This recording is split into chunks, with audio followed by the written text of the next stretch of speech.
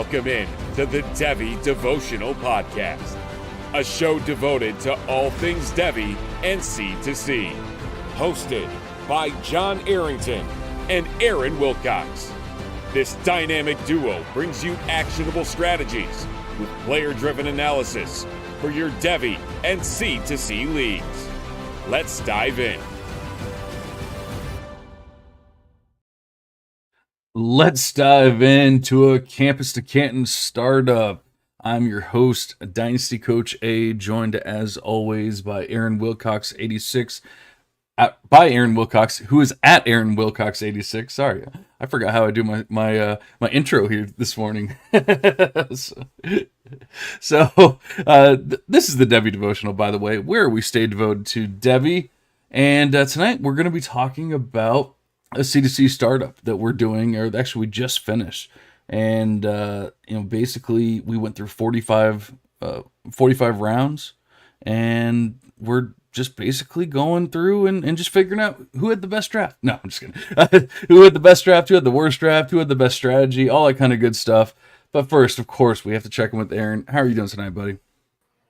Well, I am doing well. Repping some Scott Fishbowl attire here. Live draft attire, live draft glass, or cup, nice. I should say. But yeah, so it was a lot of fun. I was live drafting in Minneapolis this last weekend, which was a blast. I know you've done a live draft in the past, right, John? And got to meet Scott Fish and chat with him just briefly, which was cool. Very nice. Yeah. So, I mean, for anybody who doesn't know, I guess probably the most famous fantasy football tournament or league out there with tons of folks. I think it's like 4,000 plus people who have got in, but I mean, not everybody who applies can get in. It's mainly, I shouldn't say mainly, but primarily, I guess, fantasy industry analysts. I guess there's celebrities. There's some athletes, pro athletes who do it. I'm sure probably Austin Eckler and, guys like that probably love this. So yeah, I mean, they just raise a lot of money too for charity, which is really cool. I believe the goal is 500,000 this year. It's a lofty goal, but I know we've raised a lot of money thus far with it.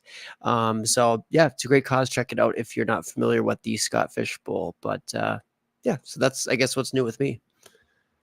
Very nice. Unfortunately, I could not make the live draft in Orlando again this year. I've done the last two in Orlando, which was a ton of fun. And so I'm sure you had a blast there in Minneapolis, but it just couldn't make it work this time. We had people out of town, my wife out of town. I was in charge and doing all that kind of stuff. So it was just too difficult, but I was actually in the Maverick division, so I just did an online draft or slow draft, and I love the movie Top Gun. So as soon as I saw there was a Maverick division, I had to jump in there.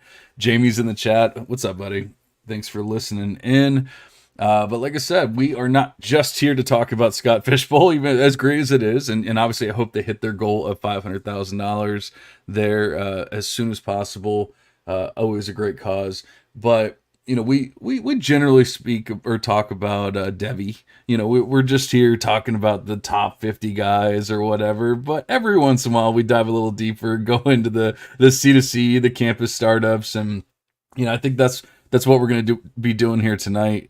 We kind of went back and forth. Should we go into the 2027 class or should we do this? And I was like, let's give it a little more time on the 2027 class, because I think we're going to have so much more information here in like a week or two when teams start meeting up. You start seeing who's hitting in the first couple weeks of practice and all that kind of stuff. And then obviously, I mean, we're not too far away from week 0, having some games going on and everything. So I think, waiting a little bit just to kind of see what happens with these freshmen. I think I was calling them rookies, these true freshmen. I think just doing that might be great. But let's go ahead and dive into a campus draft that we've been doing. So what was your goal? I know it's difficult to say like, oh, I always go in with this one mindset or anything like that when going into any kind of draft. It might be a little different with the Campus to Canton draft. You've already drafted your NFL side, or at least, maybe not always, but in this instance we had. And then, so we knew what we were doing on the NFL side, how our teams were matching up and everything. But then you go over to this 45 round college startup And what are you thinking when you're starting out? Is there anything in particular you had in mind as a goal, or is it just kind of like go with the flow, see what happens kind of deal? Yeah, every draft tends to be a little bit different depending on who you draft with. Some folks really go college producers heavily early on, and that really sets the market one way or another. You don't always have to follow that, though. There can be a edge to exploit to get in your league. So for me, I knew that I really wanted a strong Devy presence on my roster for sure. Just a lot of prospects that hopefully will carry over in the next 3, 4 years. I was not too specific on upperclassmen versus freshmen versus this or that. Like I was trying to take best player available when I could, and I went into this a little bit depleted because in the NFL side startup.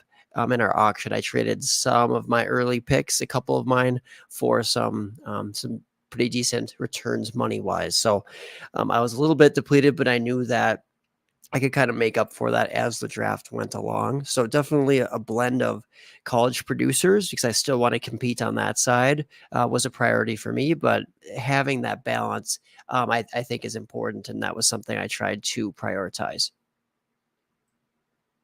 Yeah, absolutely. Do you ever go in, because you've obviously done quite a few campus to Canton drafts at this point, and when you're going into the campus side, I guess generally speaking, you do the NFL side first, right?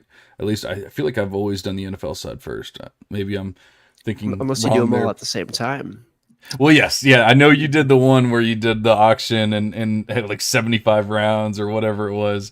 That's a little crazy. Although I would love to do it, but uh, going into this one, you said you were a little depleted. You had already made some moves to help your NFL side, but going into this one, are you thinking about your NFL side at all? Or are you just saying like, best player available, whatever is going to help my campus side? And obviously you're still thinking Devy, you're still thinking I want to get these players to the NFL and all, but are you actually going in saying, oh man, I'm a little light at quarterback, so maybe I should go really heavy quarterback on this one or something to that effect? Yeah, and it's a good question. And really, the only position that I care about in that regards is going to be at quarterback, as far as trying to build my campus to Canton roster, my CFF side. If I'm really weak at quarterback on the NFL side, for sure, I want to try to take more bets at guys who have a solid opportunity eventually to make it to my NFL side and be a difference maker. But that just because I drafted Joe Burrow and Jalen Hurts as my two quarterbacks on the NFL side, I felt pretty safe with them. So it's not that I didn't care at all about quarterback because I ended up landing Jackson Dart in the late second. So, I mean, I still actually placed a priority in quarterback, but I didn't feel the need to or desperation, I guess, to get a quarterback necessarily. It's just how things fell and how I kind of saw the board. And I think that at the end of the day, if you're saying I'm weak at running back on the NFL side, I got to draft a ton of like Devy running backs. Well, just don't reach in that process. Like I think you can still make that type of a build work. Absolutely, go Devy heavy with the running backs early in the early part of your draft. But I guess I try not to do it too much with the tight end, wide receiver, running back position. I think quarterback is that exception where if you're really struggling on your NFL side, hopefully you can place some really solid bets on college quarterbacks. Yeah, I like it, and I'm still mad at you for taking Dart there in the second. I really thought that I could take Wegman and then come back in the third and get Dart, because I know maybe it's been a little bit of time since I've truly paid attention to mock drafts and things like that. But I swear he was going Dart was going like the fourth, like late third, early fourth in a lot of the mock drafts earlier in the off season, and nothing's truly changed. So I was kind of thinking that I could get him in the third, and that did not happen. Jamie says you got to zig when others zag. I think I did a pretty good job of that, and we'll get into more of how the draft went and everything as the draft went along. I'm kind of like you though. I didn't necessarily go in with a goal or a mindset or anything beyond Devy heavy.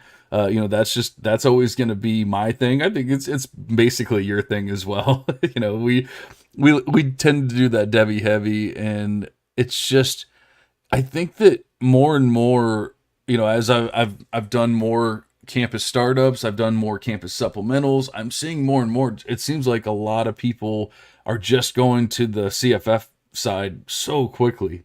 And I'm just not willing to do it. Like I feel like there was players I was getting in the 40th through the 45th round that I was still like thinking, man, this guy could score some points for me this year, and like in the 40th round, I don't need to focus on, that kind of player in the 8th or whenever. So I'm still going to go try to get me a Jonte Cook or whoever it may be. And that's kind of what I was doing. And that's what I was saying when I was zigging when others were zagging, because I feel like a lot of people did start to go CFF heavy, or at least start looking into CFF players a lot earlier than I was really willing to. And so I just kind of, I guess, stuck to my guns. It wasn't like I really truly zigged or zagged or whatever. It was just like, all right, I'm just going to take another Devy guy, Yeah, that's absolutely true. And I noticed that as well, that there was just, some of these earlier than expected picks were CFF only type of guys.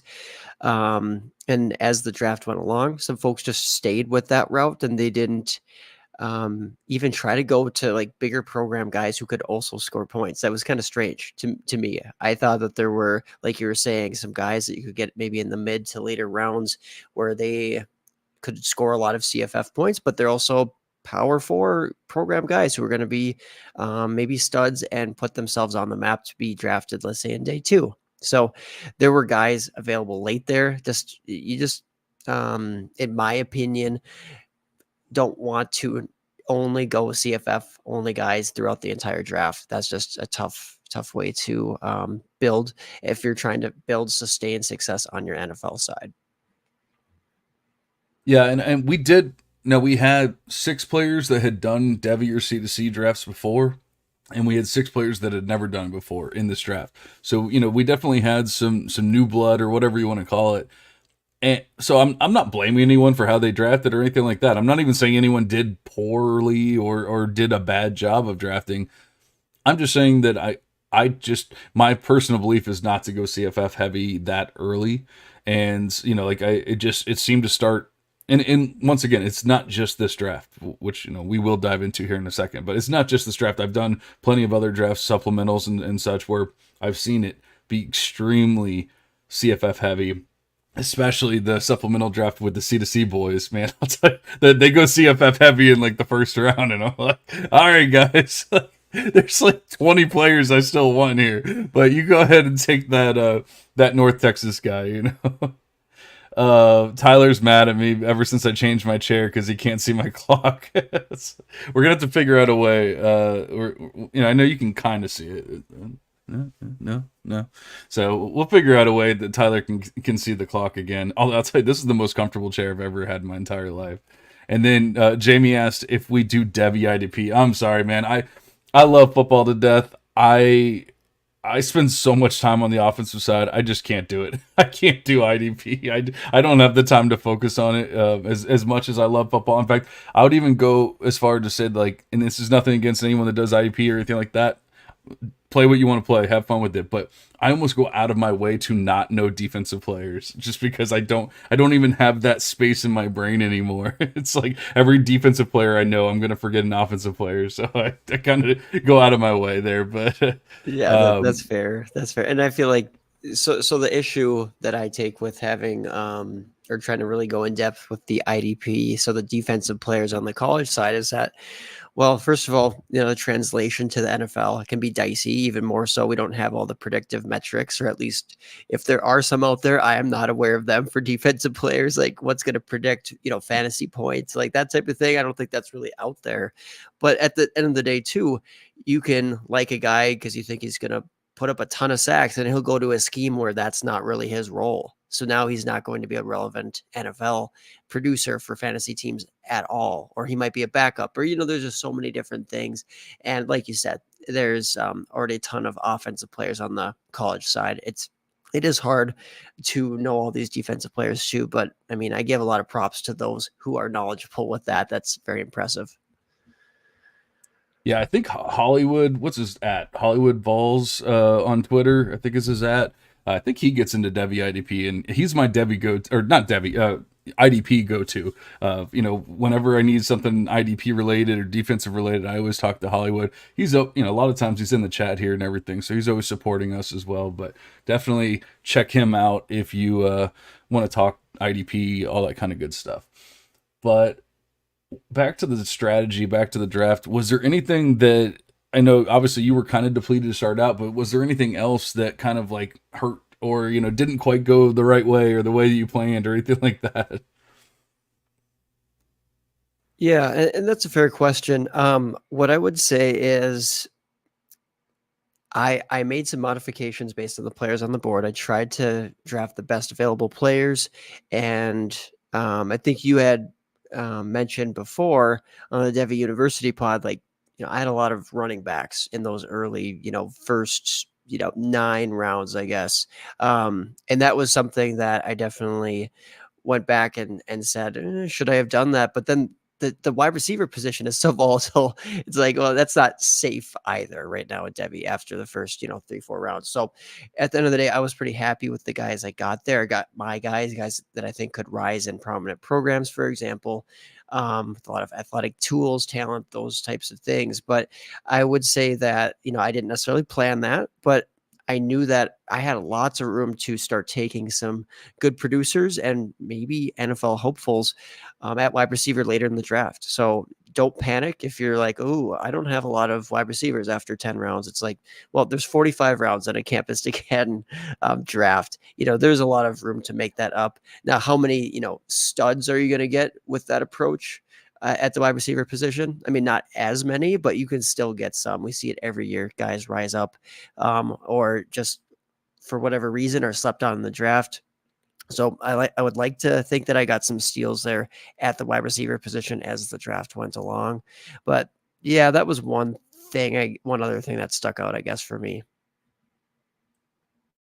Honestly, I mean, I was getting sniped left and right in this draft, and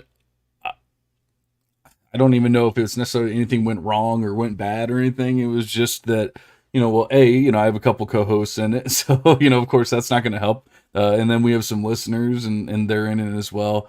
But man, I'll tell you what, something about the 11th, 12th and 13th rounds, and maybe even the 14th, it just seemed like every single player that was picked was the next player on my list, and it was just the wildest thing I've never seen. I've seen runs where 3 or 4 guys in a row of on my list go, and it's like, all right, well that one hurt, but it is what it is. I swear it was every single player.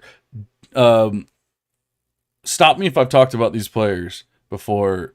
Jarquez Hunter, Dylan Sampson, Thomas Castellanos, Harold Fannin Jr., Jaden Higgins, let's see, Jordan Marshall, Jaheim White. Like, it just seemed like every single player that went off the board, and it was just, man, I felt like I needed to trade back in, and like no one wanted to trade out in those rounds. And so I don't know if it was even like a lesson learned or anything like that. It was just a rough batch of rounds, and but it's crazy. It was like the rounds 12 through 14 that got me, not like 3 through 5 or something, that you would actually think about. No, it was the 12th through the 14th rounds.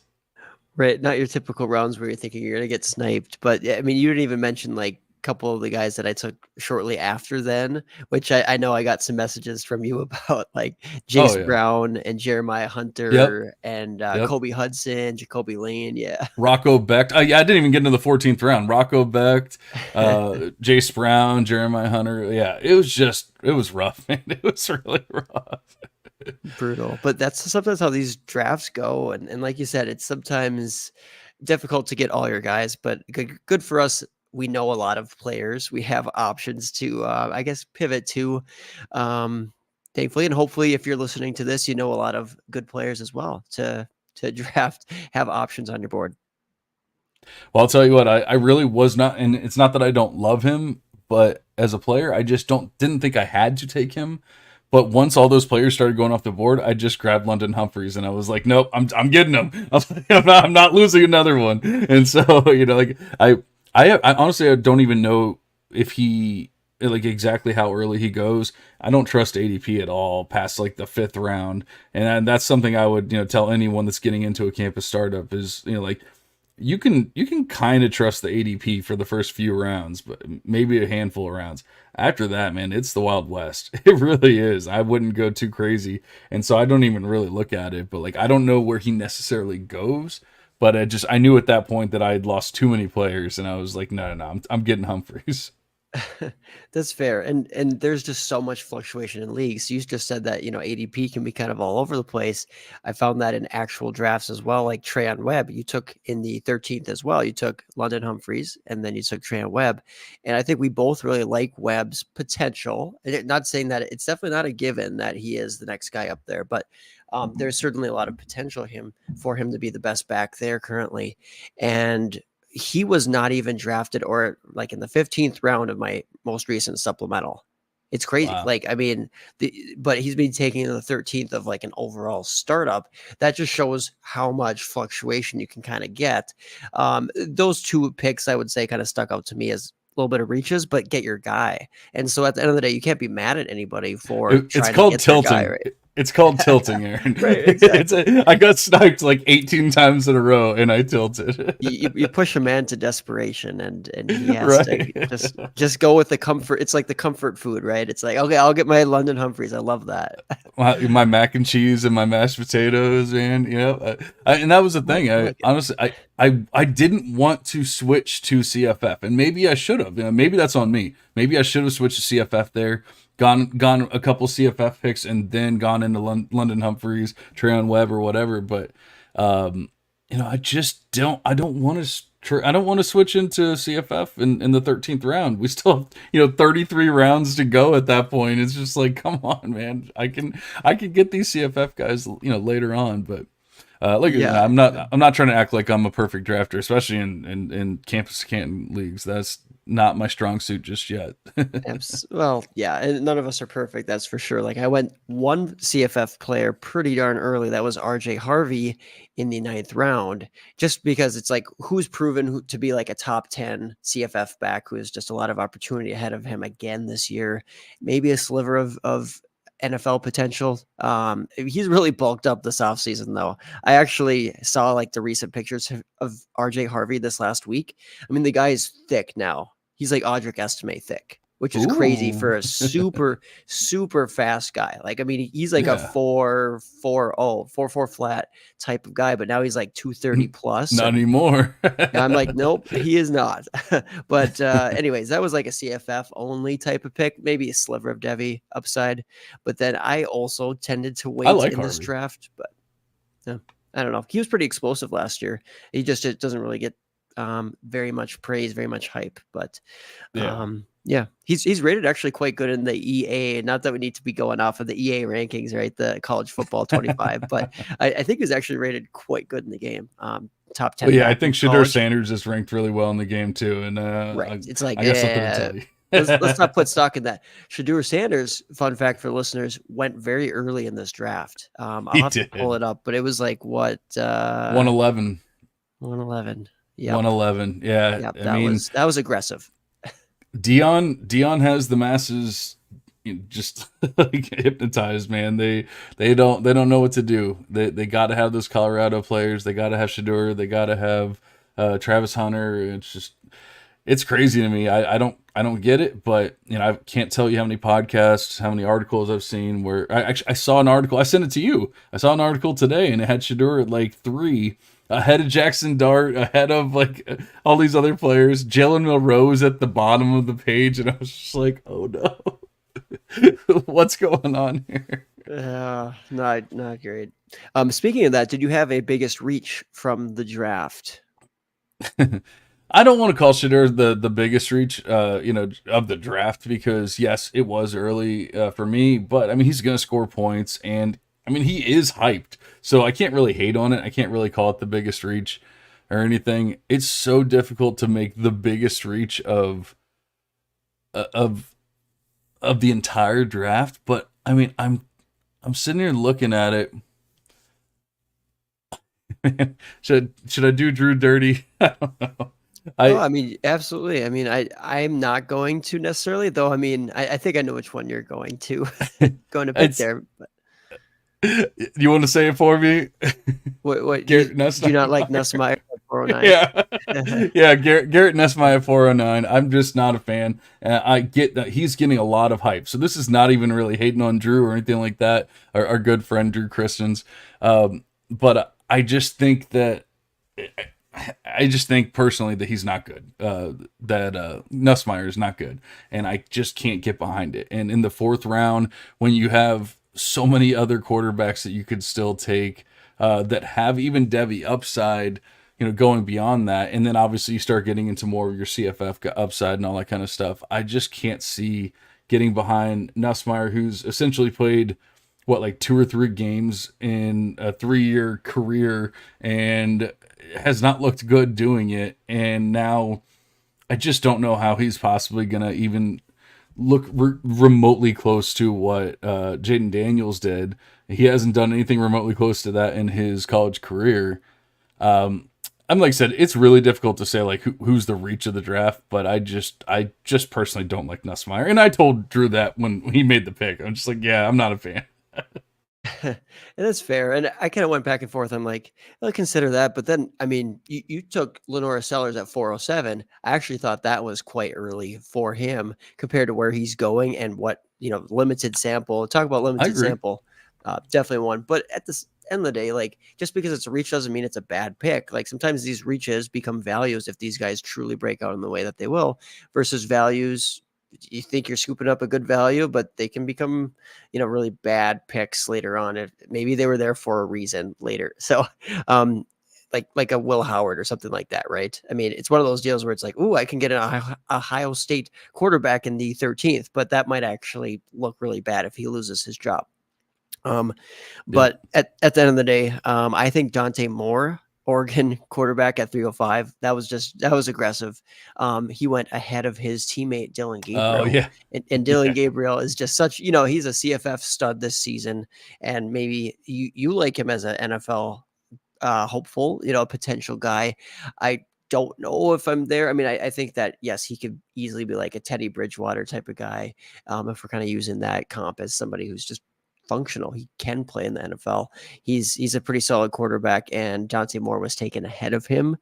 Or I thought Micah Hudson actually at 204. That was a little bit rich for me, just as a true freshman going to Texas Tech, who's coming off this knee surgery. I think it was just like a knee scope or something less invasive or less significant this spring, but still, I don't really know that Micah Hudson's going to blow up there at Texas Tech. I know we keep wanting that blow up in that system. I don't know if the quarterback's going to be there in the immediate future for that. And again, he's a little bit banged up and this and that, but he's a very talented recruit. So I get it. But at 204, there's probably other directions I would have went there as well. Yeah, I mean, like I said, I was looking through the list here, and it's difficult, but the Dante Moore one is a pretty good call because he's not going to start. And I mean, he didn't even look good when he did start last year. I'm not a fan. I know obviously Duchesne's is an Oregon homer, so we can give him that. But yeah, I think we've always kind of said we both picked quarterbacks here, and you even said Lenore Sellers, and I talked about it on the Devy University. Like I'm perfectly fine saying that it was a reach, a bad pick, whatever you want to call it with the Sellers one. It was really it was 100% upside pick. And I kind of wanted to go with Eric Singleton in the fourth, and I felt like I could wait around, and I got Singleton in the fifth. So I was able to take that fully upside pick and then still get my guy in the fifth round. Not saying it makes it a good pick, bad pick, whatever, but I'm just taking a guy that has the upside of an Anthony Richardson or whatever, name your player of who you want to comp him to, and looked good in his 4 passing attempts last year. So And he's the starter. Like, at least he's the starter for an SEC team, and this and this. I didn't draft some guy that's like some Joe Schmo that like might make the team or do whatever. So like, there's a lot of things going for him, but it was 100% an upside pick, and I don't even mind anyone saying it was a reach or a bad pick or whatever, because I'm with you. I'm not even some big Lenore Sellers fan. It was an upside pick, and so I went ahead and took it. I wanted to get a little bit of that rushing upside. I went with Connor Wegman in the second. I went with Lenore Sellers. And then, later on, actually, I went with Kyron Drones after that. So, like, I got all the Russian, baby. But, yeah. So, but, you'll notice that we focus on these quarterbacks when we're saying, like, the reaches or the bad picks, because we know how many of them fail. And so, when you're talking about 15, 20 picks in the first 4 or 5 rounds that were quarterbacks, well, guess what? There's a good handful of them at the very least. Actually, I'm sorry, a good handful of them are actually going to hit, and then the rest of them are going to be misses. And so, when you're taking a guy that's already looked bad or whatever, it's really tough, and that's why we're going to go ahead and call it a reach. Real quick, Jamie in the chat says, "What do you guys think about Texas State Bobcats running back Ismail Mahdi? Where is he ranked in your Devy running backs? He's ranked 89th overall on the NCAA game." So I'm a pretty big fan of Mahdi. He moved up my ranks pretty substantially, but it's more for college purposes. So he's going to show up really well in the game. 89th overall, top 100, obviously. I have him in my top 50 of running backs, but he is, I think, a little smaller. Yeah, he's like 5'9", 180. Yeah, so it's really going to be tough for him to be an actual like NFL guy unless he can gain some weight, and even then it's probably going to be tough. But I mean, he's a small school guy. He's going to be great for the game. He's going to be somebody that you can score a bunch of points with in the game. But as far as for Devy purposes, I like him. I want him on my campus squads, but I'm not going out of my way to draft him or anything like that in Devy. Yeah, no, I agree with you there for sure. Just not quite going to get there size wise. And I don't think he's quite special enough to be, elite at, sub 190. With his athleticism. So I think good campus player. He went in the 9th, I believe, in our C2C draft. So I think that's pretty fair, but have to keep in mind, there's some competition now coming into Texas State. So though he was, the guy in town, that's no longer necessarily the case. And I'm not saying like they transferred in Jayon Blue or somebody, like a big time program guy like that. But I just think that there might be a little bit more split backfield tendencies there now. And that might put a little bit of a damper on it for sure for him. Yeah, when you consider the small school and the small stature, like I said, I like him. He's a fun player, but he's probably closer to like a Deuce Vaughn or something like that than he is to anybody that you really want to like focus on and for Devy purposes or anything like that. Right. And Mahdi being, the G5 version of Deuce Vaughn, it's like, yeah, that's a tough sell. Yeah, exactly. So fun player, probably deserves the 89th ranked player in the game. And I've been playing the game. It's a lot of fun. I honestly haven't played with any good teams that have like good running backs, and so I really need to find a team that I've been playing with all these shitty teams. So like I don't know. I need to find a team that actually has like a quality running back, and I just run all over these defenses. But I haven't quite gotten to that point of the game yet. Let's see. So we did our least favorite, or the player that the player that we think somebody reached on. But what was one of your favorite picks, at least of the early rounds? I know it gets really difficult later on. Right. Man, I had a lot of these written down, and it's tough because I go one direction. Drew, we already shouted him out earlier for the Nussmeier pick, but I actually liked Cam Davis at 809. But if I'm going to compliment him on that, then I should probably pat myself on the back for getting Ezi Omume at 1107, or maybe I should, a little bit later in the draft, 3 rounds later, or maybe I should compliment you at getting who we think could be the RB1 in the class just a round earlier there in Taylor Tatum at 706. So it's like, if you start going down that freshman route, like there's different routes I could go out as far as I thought there were multiple steals at the running back position for those freshmen. I think that all of us were devastated when Soup drafted Squirrel White at 804. And for the average person listening, they're like, well, why would anybody be sad about, not being able to draft Squirrel White in the 8th. Like, that doesn't that seem high? But in the landscape of C2C right now, with the wide receiver position being what it is, you need some CFF upside. That system and his speed and just his athleticism overall in that system is tantalizing as an experienced guy. And Squirrel White has that little bit of NFL upside as well. He has the juice. We know that smaller guys can make it if they're special enough, and I think that he could be set for a great year with a quarterback upgrade there. So if you're looking at last year's points per game or whatever, that's not how you need to do that, or that's not how you should be necessarily scouting all those guys. So I think Squirrel White at 804 was a pretty good steal. There was just nobody really after that point that I was quite as interested in at the wide receiver position. So then of course, what did I do in this draft? Continue to draft running backs and eventually got some wide receivers. But yeah. You did, and you got some good ones later on. You know, you kind of you did a 0 wide receiver draft, which we don't see that strategy utilized too often. But you did it. I mean, like you said, there's not too many proven wide receivers right now in the college landscape, but there's quite a few proven running backs. So I understand why you did it. I'll tell you what, I mean, I'm struggling because there's a lot of good picks. I really like your Castellanos pick at 12-4. You know, I think that's just a very high upside CFF play. And I mean, maybe the slightest bit of Devy. I really don't think he's going to be a Devy guy, but but he could be a very high end CFF player for you, especially with rushing and all that kind of stuff. So I really like that one. You sniped me on Jace Brown. You sniped me on Jeremiah Hunter. You sniped me on that. But you know what? I gave Drew some crap for his Nussmeier pick. But so I'm going to give him some praise here and say Rocco Becht in the 14th round. I thought was a great pick.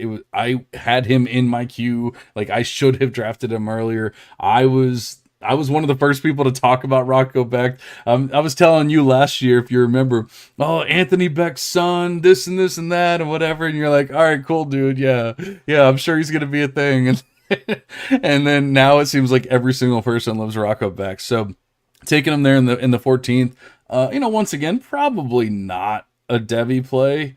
But I don't know. I really, he could be like, he just needs like a full season under his belt and all that kind of stuff. He could be a Devy play, but getting a solid quarterback like that in the 14th, I really like that pick. Yeah, that's a good shout out there. I did like your Jalen Hale speculative ad in the 19th as well. That was one that I kept questioning. I kept questioning, like, when should I take this guy? Because he would have gone in the 5th round, or maybe even earlier had he been healthy. And I just kept looking at him, like, I know people are just gonna like say he's dead now, but like, he didn't lose his talent, Right, have some patience. I mean, look at what Jalen Polk and Roma Dunze and Jalen McMillan, like, it took them 3-4 plus years to really rise to the levels that they're at. So I mean, would it be impossible for Jalen Hale to sit out this year because of injury, unfortunately, with that knee, but then really come back and have a strong following year and be able to coexist still with like a Ryan Williams? Like, I think it's possible for sure. I just did not quite have the courage to do it, but he was in my queue there for a long time, so it's not like I wasn't considering it. I probably considered him from the 15th round on until he was taken in the 19th. So definitely don't mind it. It just takes some courage, obviously, to pick a guy that will not contribute over the next season. Yeah, and I don't know about you, but like around that, actually, I traded out of the next round. I just feel like around that range, it was just so like ambiguous and open that I felt like I could draft anyone.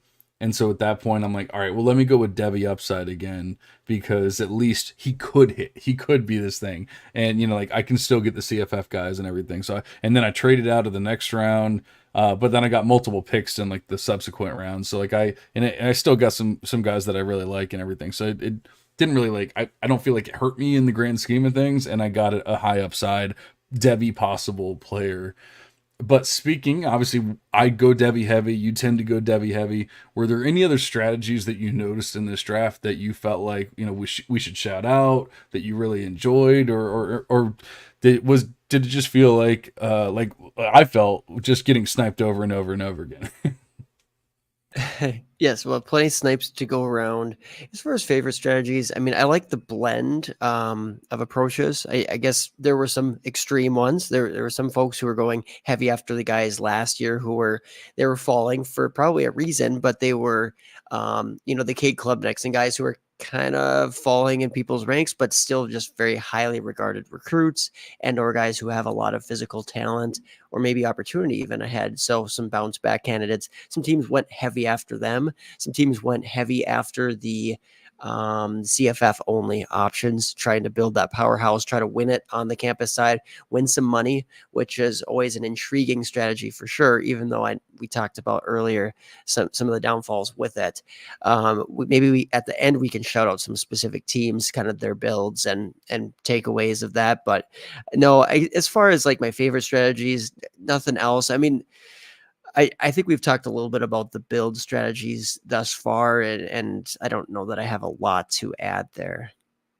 But I will say that there were a couple teams where it's like I liked what they were doing, and then it dropped off, or I liked some of the like balance they were having, and then they stopped drafting CFF guys. I'm like, well, now you don't have enough to probably contend. If you're gonna go like partially CFF guys, have enough so you can actually like have a solid enough bench when you have injuries, because it's not an if, usually it's a when a suspension or an injury or bye weeks or something come up, you need to have some options.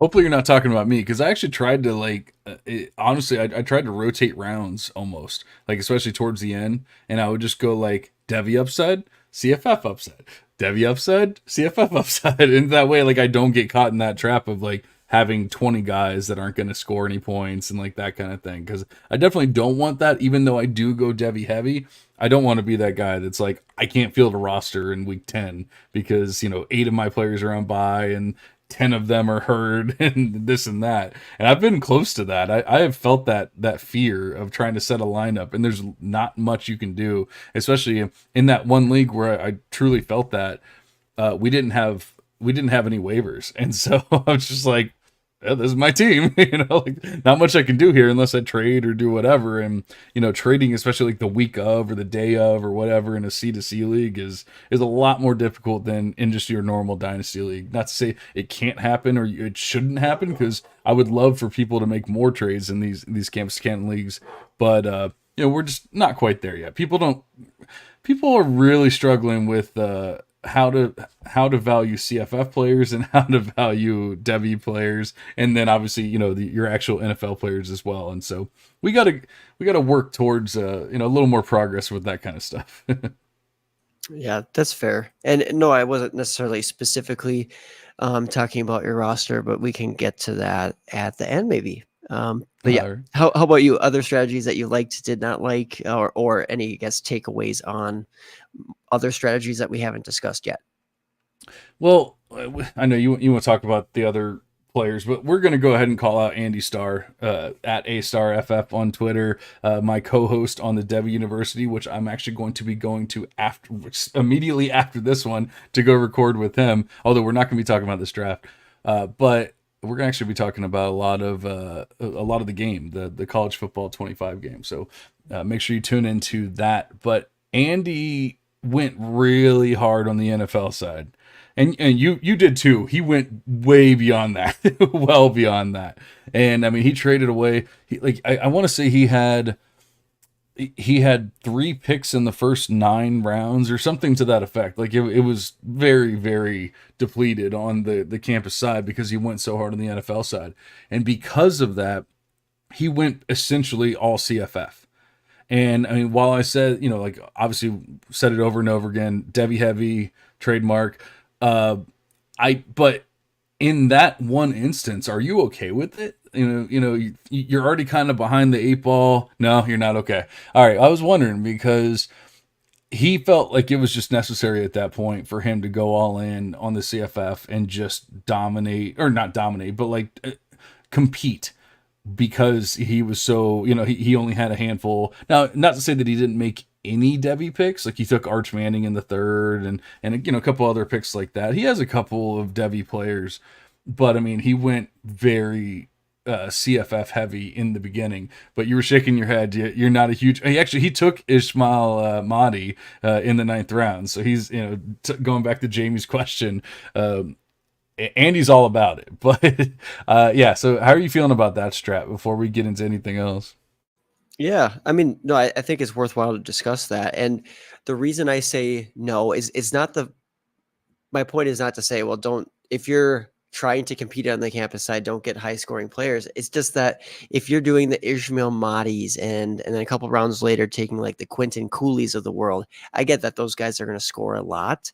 And yeah, they're probably going to be very good starters for you during the year. But for me, instead of going after Amadi, I went after RJ Harvey because I just think that there's more NFL upside there. Power four guy.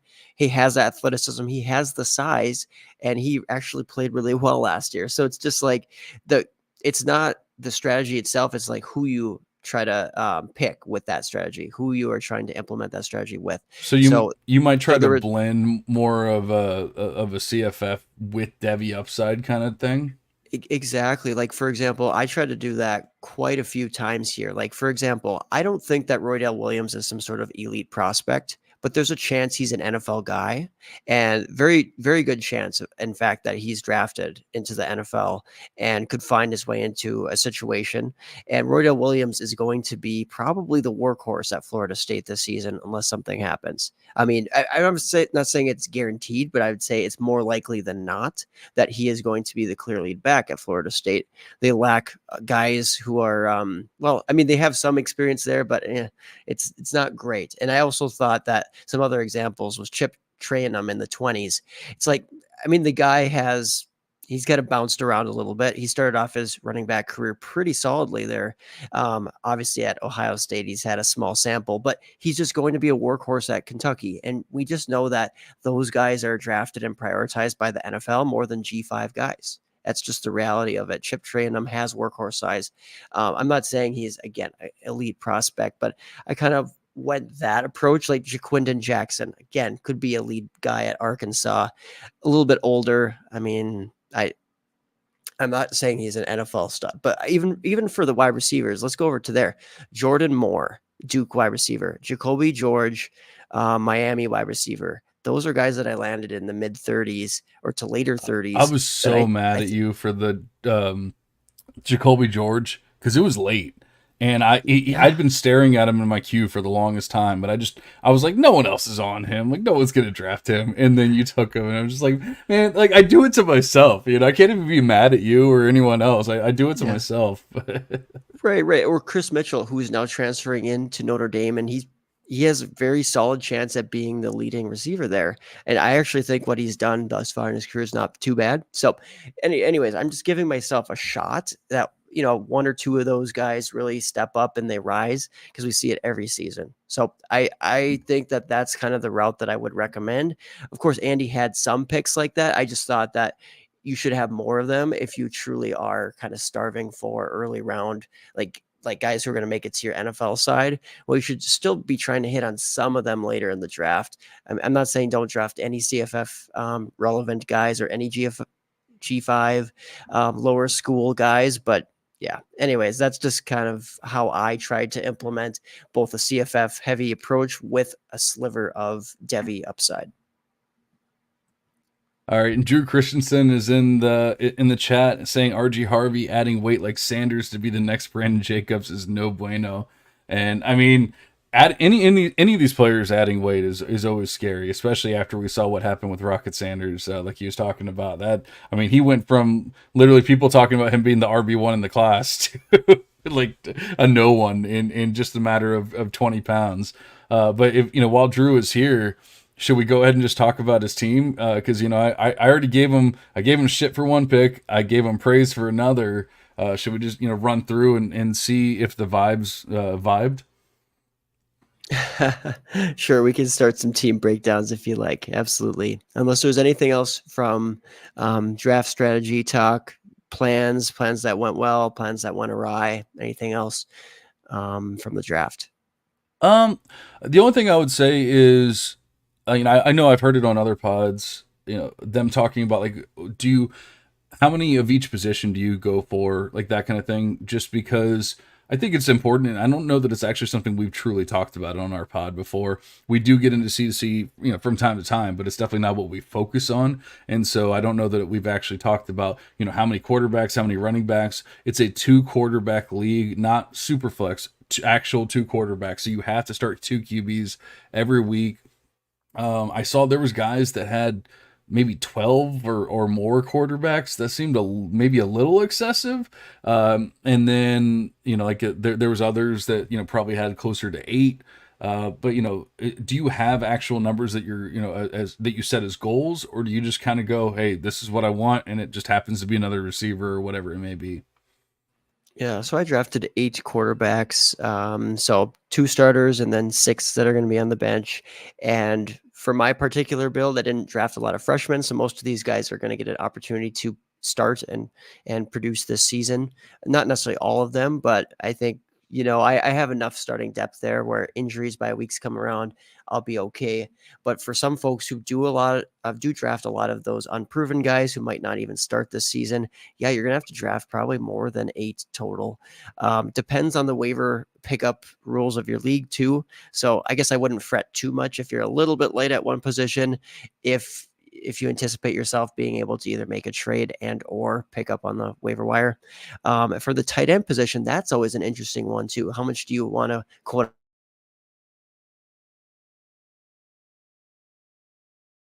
Uh-oh, we seem to have lost Aaron, or we lost me, one of the two. Hopefully you guys can let me know. I tend to have a pretty good internet unless we have a storm going on outside. Oh, sorry. So we'll see if oh, and he's back. I am back. I picked 5 tight ends, by the way, to just cover a different position group. And it's always kind of a tough decision of like, how many do you truly want to waste, quote unquote, waste that spot, those spots on your roster. But I picked a bunch of guys who I think have a little bit of potential for the NFL, plus definitely some scoring upside. And yeah, so I think that I'm pretty happy with that, 4 or 5 tight ends on a roster. Honestly, that was a question that I had towards the end of the draft, was like, do I have enough tight ends? And I really think that's one of the biggest questions, because it's so funny. We don't talk about tight ends all that often. We don't care about tight ends all that often, but I mean, you have to have them. And, there's going to be injuries, there's going to be bye weeks, and, 4 or 5 almost seems light, but at the same time, you really don't want to invest too much more. And there's honestly not that much more as far as, like talent, for drafting that many more tight ends and foregoing other players and other positions. I want to say that I ended up fairly even with the running backs and wide receivers. Like I ended up with 9 quarterbacks. And I want to say that I had like roughly 14 or 15 running backs and wide receivers. And then, whatever that leaves me with. You had 5 tight ends. Yeah. 5 tight ends. So yeah, I mean, I feel like I did okay, or did a pretty good job with, keeping the mix up. And I didn't truly pay attention to it until the later rounds. And then I kind of started looking, I'm like, all right, I need a couple more tight ends. And, I need, and I looked and I'm like, all right, well, I have a bunch of wide receivers. I should probably grab a couple more CFF running backs. And I did that towards the end of the draft, just to get guys that, and I mean, honestly, some of them, like, I took Keith Willis out of Texas or Louisiana Tech. He's a sophomore. He actually had, I don't know, like, I haven't heard too much about him. I don't even think he's ranked on C2C, like, but he's a sophomore. He has the potential to be the starting running back this year, like stuff like that. And I'm grabbing him in like the 38th round or wherever it is. And I'm like, yeah, I'll take that guy.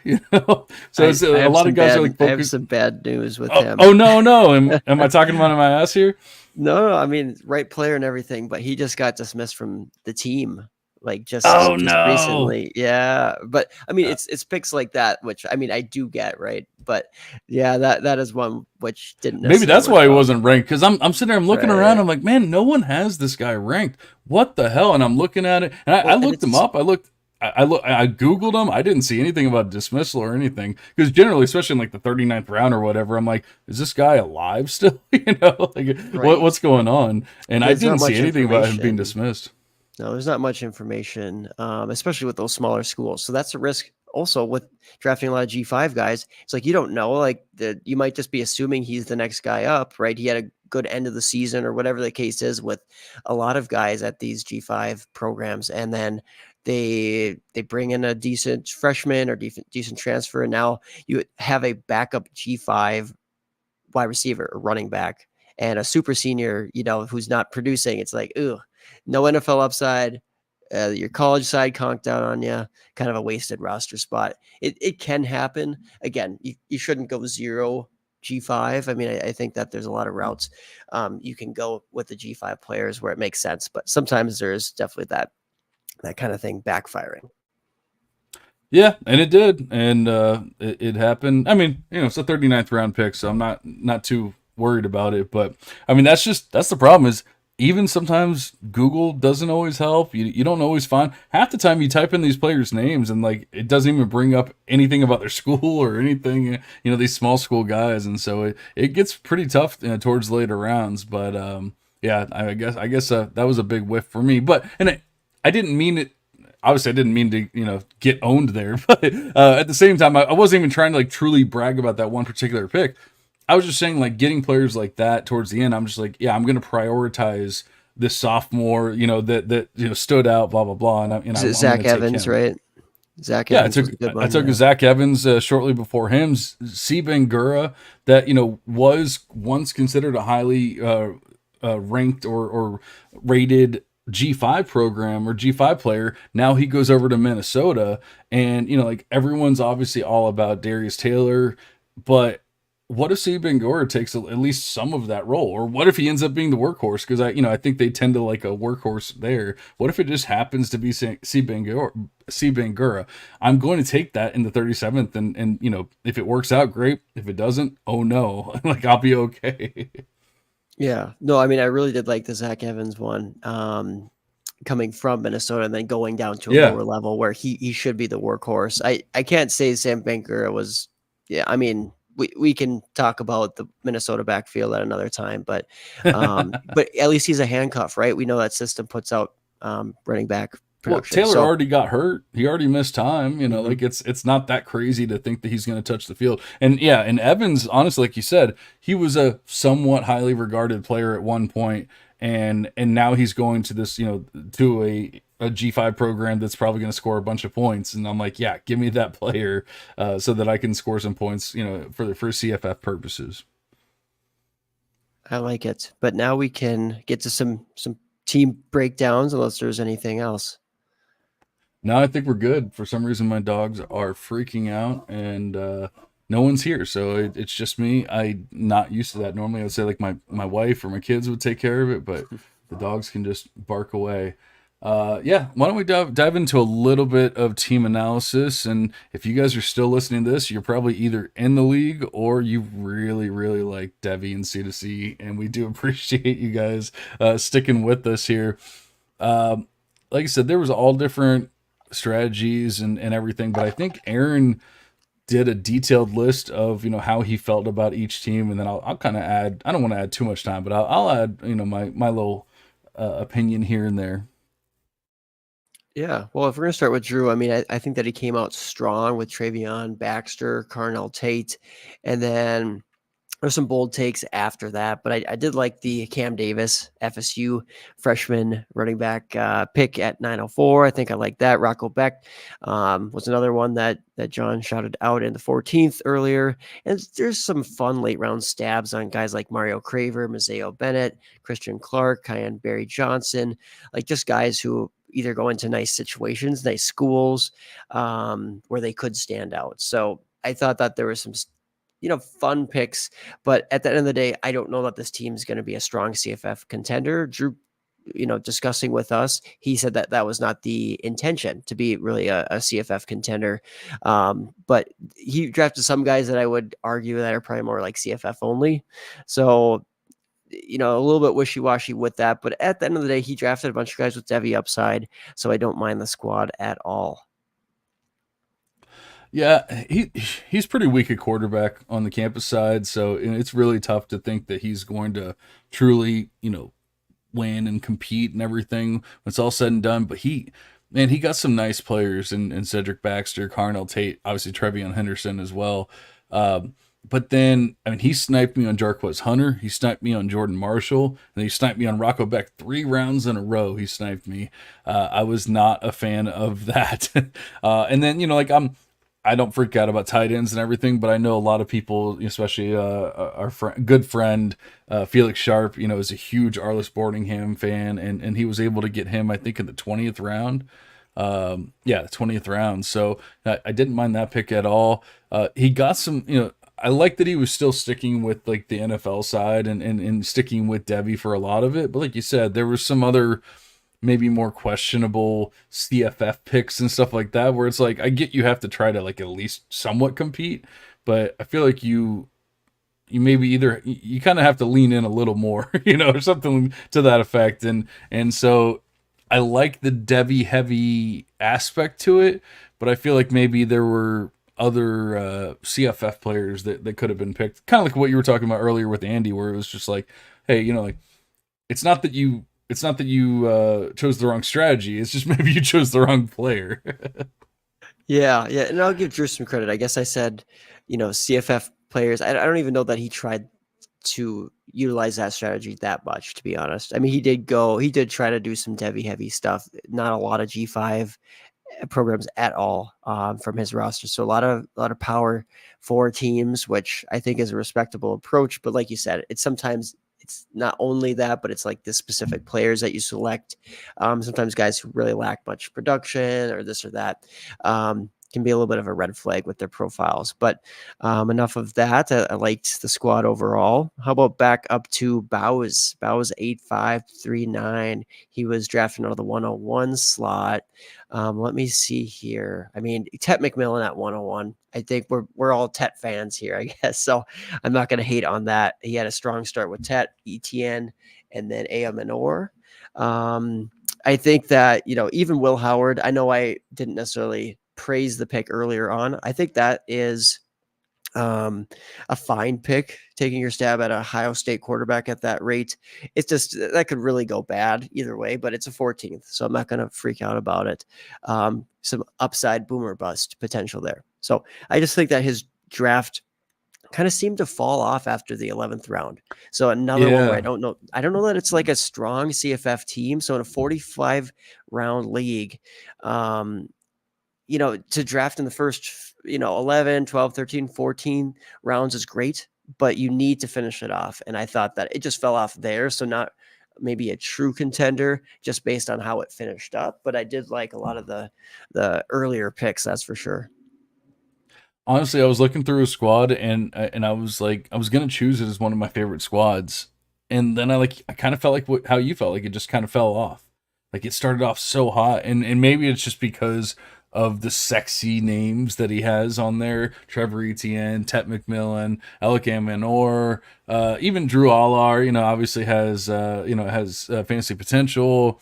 Brandon Ennis was once a highly regarded player, and once means last year.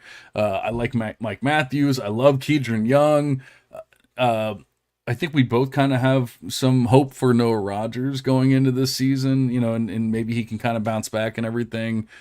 And then it just kind of falls off, man. And it's not to say that, that they're bad picks or anything. It's just like, man, you started off so hot, and then it just kind of, I don't know, it lost trajectory or whatever you want to call it. So I like it. I love the players that he's going to bring to the NFL side. But I don't know. I get that it's tough. We just saw, like, I obviously just screwed up on a player. Like, it's not easy. But, maybe a little more focus on the CFF side would have helped, at least a little bit to fill in some of those holes and that kind of thing. Why don't we move on to Colts and Hogs? And how are you feeling about that team? Yeah, I did like the boldness out of Colts and Hogs to go with this kind of freshman heavy approach early on. Jeremiah Smith, Legway, Raiola at the 2-3 turn, TJ Moore in the 4th. I believe Nate Frazier was next up. There was a placeholder for him, but just a lot of projection going on with the team like that, though. But there's tons of raw talent there. Nick Harbor later on, Richard Young, Alabama back, Luke Lachey. I mean, really like him as a tight end, probably the tight end one for me right now in Devy. So I liked that. Quentin Joyner, I think there's even some upside there if he wins the job at USC. Could be kind of that next Marshawn Lloyd type. But I do think that this is one that did drop off a smidge in those mid to later rounds as well. And don't know if it did enough to be like a front runner contender wise, or didn't think that like it had. It wasn't sniping me left or right, but at the end of the day, there were some bold calls there, and I respect and I like it. Kind of sexy in that way where freshmen, I mean, they're always really fun. It's just, we know the hit rates of them can be a little dicey. Yeah, I mean it's risky as hell. Go back and listen to my last solo pod from Devy University, and you'll hear how risky it is. I get the boldness, and there's definitely some players that I really like, mixed in with even later on. You were talking about Quentin Joyner, Brock Vandegrift is kind of like a dart throw. Possibly he's SEC starting quarterback right now. Players like that, even later on that I enjoy, but yeah, it's just there's just so much risk, and this is one of those teams. I hope I'm not wishing it upon him, or saying that's going to happen, but like it's one of those teams that all of a sudden you need, 35 players on a 45-man roster next year and that kind of thing, and you only have 15 players to add, and then you're really in trouble. And that's why, not to say that he went all sophomores or freshmen or whatever, but that's why we tend to like to mix it up a little bit and get some of those proven players, get some of those CFF only players, get some juniors, get some seniors, get some freshmen, whatever, that kind of thing, so you can really mix it up. But why don't we get over into Monarchy? And he had the most picks of the entire draft. He started with the most picks. He had extra picks in the first few rounds because of what he did on the NFL side, where it's very difficult to explain what he did. He probably did something that not too many people have done on the NFL side or in any auction that I've ever seen before, which was he just took a lot of value. So it's very difficult to say, to judge his team on the NFL side, because it's like you have a team that will probably never truly compete, but yet you have so much value that if you make the right moves and things, you probably could. It just depends on if you actually make those moves or not, like that kind of thing. So it's difficult, but he did all this stuff. He lost some of the dollars in the auction, which is why he probably went more of that value route. And because of that, he gained some picks here. He had 2 picks in the 2nd, 2 picks in the 6th, 2 picks in the 9th, and so on. And he made multiple trades and everything like that. But how are you feeling about Monarchy's team here? Yeah, it's a team who I think that could do some things on the CFF side for sure, but just more strong early round picks as far as potential Devy upside and certainly some CFF upside. He went Luther Burden, Ashton Gianti, Amarian Hampton, Jaden Ott, Darius Taylor, Torrey Horton, Ricky White, Avery Johnson, Donovan Edwards. Those players should score a lot of points, and certainly some of them could be NFL hopefuls. So I don't know how many of them are going to be NFL studs. I think Gianti and Burden have that opportunity. Not to knock Hampton or Jaden Ott or Darius Taylor. I just don't, or even Torrey Horton, which I like, but I just don't know like how high that Devy ceiling is, but the production ceiling is going to be there. Same thing with the Ricky White, like I mentioned, Avery Johnson, Donovan Edwards. There is some NFL upside there, I believe. But yeah, another one where I think it went off the rails at some point, kind of trickled down a little bit. But honestly, there were some interesting freshmen sprinkled in, particularly those with some nice landing spots. Yeah, so at the end of the day, I think it has a potential to compete. But, when you really trade that much from your NFL side to acquire more picks, it better be a competitive team. It better have a lot of Devy potential coming over, because when you hurt your NFL side for a bunch of campus side, you better hit, because otherwise it's really hard for that NFL side to ever compete. See, that's what I don't really understand is like he's obviously going to compete on the campus side as well, especially if we get into the later rounds and like the mid rounds even. He went really CFF heavy, but like you said, you kind of go this truly mid team on the NFL side, and then like going back to Boss and like think about the studs that he has in the first handful of rounds and the players that he's going to be bringing over to the NFL side and Tet and Trevor Etienne and Ayamanor and even beyond that, maybe that's it. But even then, that's like three studly players. And then we go over to Monarchy, and I'm not a big Burden fan, so I'm not even going to count him. But obviously, everyone else would count him. Count Burden there. Genty we both like, but I mean he's still a running back. He's still a G5 running back. It's really tough as much as we do like him. But then man, as far as like Devy purposes, it truly falls off, and it's all players that I think are good, but I don't think they're great or amazing or anything like that. And so if you're not bringing amazing players over to your NFL side, are you ever going to get out of that mid?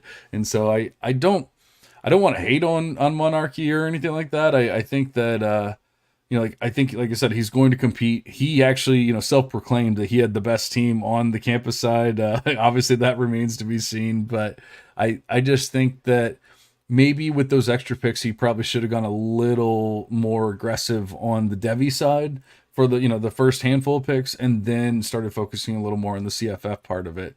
Things like Darius Taylor in the fourth, like. We could probably get a different player, a different wide receiver, a different whoever in the fourth round, and then get back into like, oh, we're gonna get heavy running back play out of this player or whatever. So, I think that was just the start. It wasn't the entire draft that I disagree with or anything like that. It was really just the start. I feel like he should have gone a little more Devy heavy there in the beginning. But let's see, we touched on Duchesne's draft a little earlier with his Dante Moore and Dylan Gabriel back to back in the third and fourth round. But how are you feeling about the rest of his draft?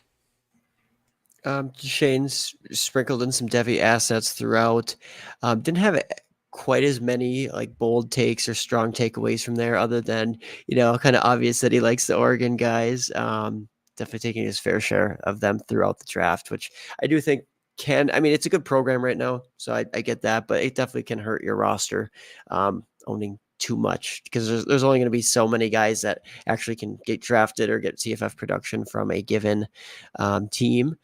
I thought that though there are some Devy prospects sprinkled in, I don't know if there's quite enough of them to make a really, really strong addition to the NFL side within the next year or two, but there's potential there. I really like Gavin Sawchuk, for example, in the 11th for both production purposes and for maybe making it into the NFL. Justin Jolly in the 10th also was solid. I know that you're a Noah Fafita guy, so in the 6th, it's a fun pick. I liked Ruben Owens, probably more so, coming in versus now. But, there was a couple reaches. We talked about Dante Moore, Ruben Owens there. So a little bit of a mixed bag, but I mean, very fun with the Evan Stewart, Dante Moore, Dylan Gabriel stack there. Yeah, honestly, I wonder if he just doesn't go Dante Moore there and he takes a different player. Like I took Jonte Cook immediately after Dante Moore. If he takes Jonte Cook instead of Dante Moore, do we feel maybe a little different about his team? Because like you said, there's some solid players. We both have been Justin Jolly fans. You talked about Gavin Sawchuk. I know it's more for CFF purposes, but I was looking at the Holden Willis when he drafted him in the 16th. Like he was in my queue. He was one of the next. He was one of the players. He was a tight end, so I just didn't a small school tight end. I'm like, where the hell do I have to draft this guy?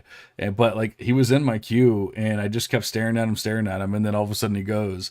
Ricky Hunt is a fairly big name right now for CFF purposes, so I feel like he's gonna have a solid squad. It's just maybe not as many of the Devy players as we want. But like I said, maybe if he doesn't go Dante Moore there in the third, that kind of feels like his homer pick. Every other pick, feels pretty okay. I don't know. Maybe I'm not huge on Ruben Owens anymore. I feel like those are probably the two big picks that I would say. But other than that, like especially once he got into the CFF picks, it was like, all right, like I can get behind this draft, but we're just kind of missing some of the Devy players that I would like to see on it. And he went into the 11th round and started taking a bunch of these like really, really good CFF options. And then he just kind of stopped after the like early 20s or mid 20s. Like I thought, or maybe late 20s, because he went Stephen McBride, Rashad Owens. Before that, he had Malik Sherrod, Presley, Messer, TJ Finley. So like there were some options there. But then after that, I was like, I actually don't know if I would be starting many of these guys in the 30s or 40s. So that was probably my issue with that. It's like, again, it fell off a little bit from a reliability standpoint in the 30s, 40s. Yeah, there was a lot of freshmen, or even if they're technically, sophomores or, whatever, redshirt freshmen, there was a lot of young players there towards the end, like you said, where you can't even truly guarantee, are they going to have a role? Are they going to have anything? And so maybe it did fall off. But I mean, like I said, he got some really high end CFF players there in the beginning. So I think he'll still have a chance. Do you want to talk about my team? I know we've already touched on it a little bit. Yeah, absolutely. Well, as far as your team, I would consider this a strong draft, especially in the first, I don't know, what was it, like the 30, when did I notice? I feel like there was a little bit of a drop off in the, I would consider it maybe the 30s. Just guys that I wasn't necessarily considering. I think Zach Evans was kind of the last one where I was like, kind of sniped me there, or like that Kelly Akari or whatever, the wide receiver going to Mississippi State. Like that's an interesting one, but I do think it fell off. But if I'm going to talk about the positives, it's like, well, you were talking about everybody sniping you, but you definitely sniped me in the early rounds. I think it was very strong, on point, on brand, Devy heavy, right? A lot of guys that I think have a good shot at getting some NFL recognition and opportunities. So thought you had a lot of steals. If I was going to go down the list, I'm like, man, I mean, Kyron Jones, 8th, already shouted out Taylor Tatum in the 7th, Luke Hash in the 11th, maybe the Devy tight end 1. I loved that pick. I was just staring at it, staring at my queue, like, give me Luke Hash, please. Right. Jadarian Price in the 16th. I liked that. And you got your guy, Dorian Singer. So again, on brand, and confident with the Dorian Singer post-hype breakout. But yeah, Always. And then I took his quarterback too. Yeah, and there's Kadam Durham. Like I know I really like him. You really like him. But at CFF guys really likes him. Josh Chevalier, right? He has him as RB1 in the entire class, I want to say. I love Durham. Does he really? I didn't even realize that. At one point this offseason, yes. So like I love Caden Durham. He's close to tier 1 for me. Just the size thing a little bit, I guess, concerns me, and late enrollee and whatnot. But yeah, I mean, you had some really, really solid picks. Like I said, fell off a little bit, but at the end of the day, I think you're going to be able to still field a CFF lineup and have a lot of Devy options. Well, yeah, when you take players that are no longer on teams, it's going to hurt your squad. That's for sure.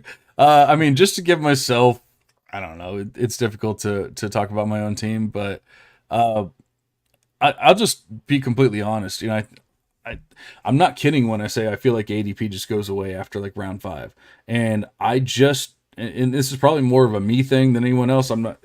I just don't know who to take at that point. And it's just because there's players that I'm like, I feel like I can wait 8 more rounds on, and then they go the next round. And then there's players that I'm like, all right, I got to take this guy right now. And then people go, where the fuck was that pick? Like what's going on here? So it just seems like it's the Wild West, but yet everyone else seems to know like a general idea of when these guys should go. And I maybe it's hubris or whatever, but it's just like, where's this magical know-how of like when these players should go? Because I'm like, like even like a Trayon Webb, like you said, he probably went early. He didn't even go in the 15 rounds of a supplemental, and I took him in the 13th round. I was sitting there sweating it for like 3 rounds because I'm just like, I want to take Trayon Webb. I get that not everyone loves him. I love him. I know Aaron loves him. Andy probably loves him. And I'm just sitting there going like, I've been sniped so much in these rounds. Like, why not just take this guy that I actually think is a solid player and I have in the top 30 of my Devy running backs? Like, why wouldn't I take that player in the 13th round? but then, it looks like a reach for everything else. So, I mean, I'll be completely honest with it and just say, like, I'm, I don't know what I'm doing. I draft good players, but I can't tell you when to draft them is the problem. Right. And that's something that to get a feel for it. I mean, doing more drafts, doing more mocks, I guess that's one way, but it can change so much league to league, right? So, and we only have so much time in a given day to be doing mocks all the time. So, but let's go on to key limes if you're okay with that. And we kind of whip through the remainder of these. I know you got that pod to get on here later as well. Oh, we already pushed that off. I was like, oh, we're already going long, so I pushed the pod off. We got plenty of time at this point. we got a little time. So, all right. Well, key limes, anyways. Fun start with Judkins, Jackson Arnold, Ryan Williams. Some fun players for sure. Not necessarily all proven with Arnold and Williams, but there's some risky Devy assets otherwise. But I mean, I like Dylan Sampson in the 12th, Jason Patterson in the 24th. I mean, could be the next man up there. Kentucky, Jacob Zeno for CFF purposes in the 33rd. He was in my queue for a long time. I think he can have a very solid season. Daniel Jackson, sliver of NFL upside plus some CFF starting ability at Minnesota. So Daniel Jackson in the 37th. Aeneas Williams at Notre Dame. If our guy at Notre Dame doesn't work out, Aeneas Williams is having a strong spring based on all the reports I saw.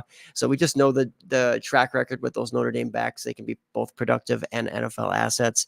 And then Sam Roush, who in the 44th round, you're getting a starting tight end. I'm not saying, based on his season last year, you'd be like, why do you want Sam Roush? But the competition there in that tight end room is now leaving. So it's basically just him. And I think that Roush, basically a lot of folks are expecting him to break out in a big way. I don't know if he's going to be great or if he's going to be solid, but to get a reliable-ish tight end in the 44th, projecting ahead, I don't mind that at all.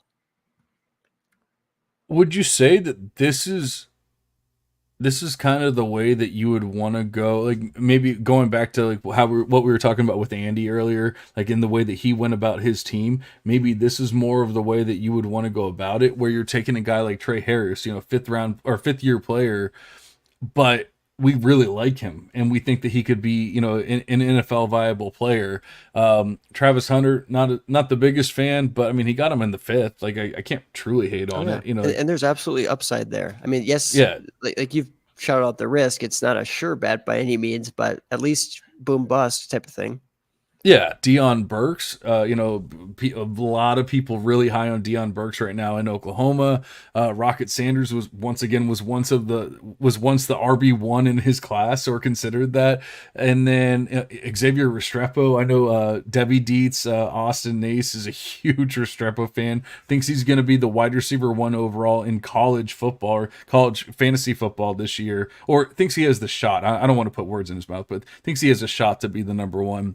Jalen Royals, we're both pretty big fans of.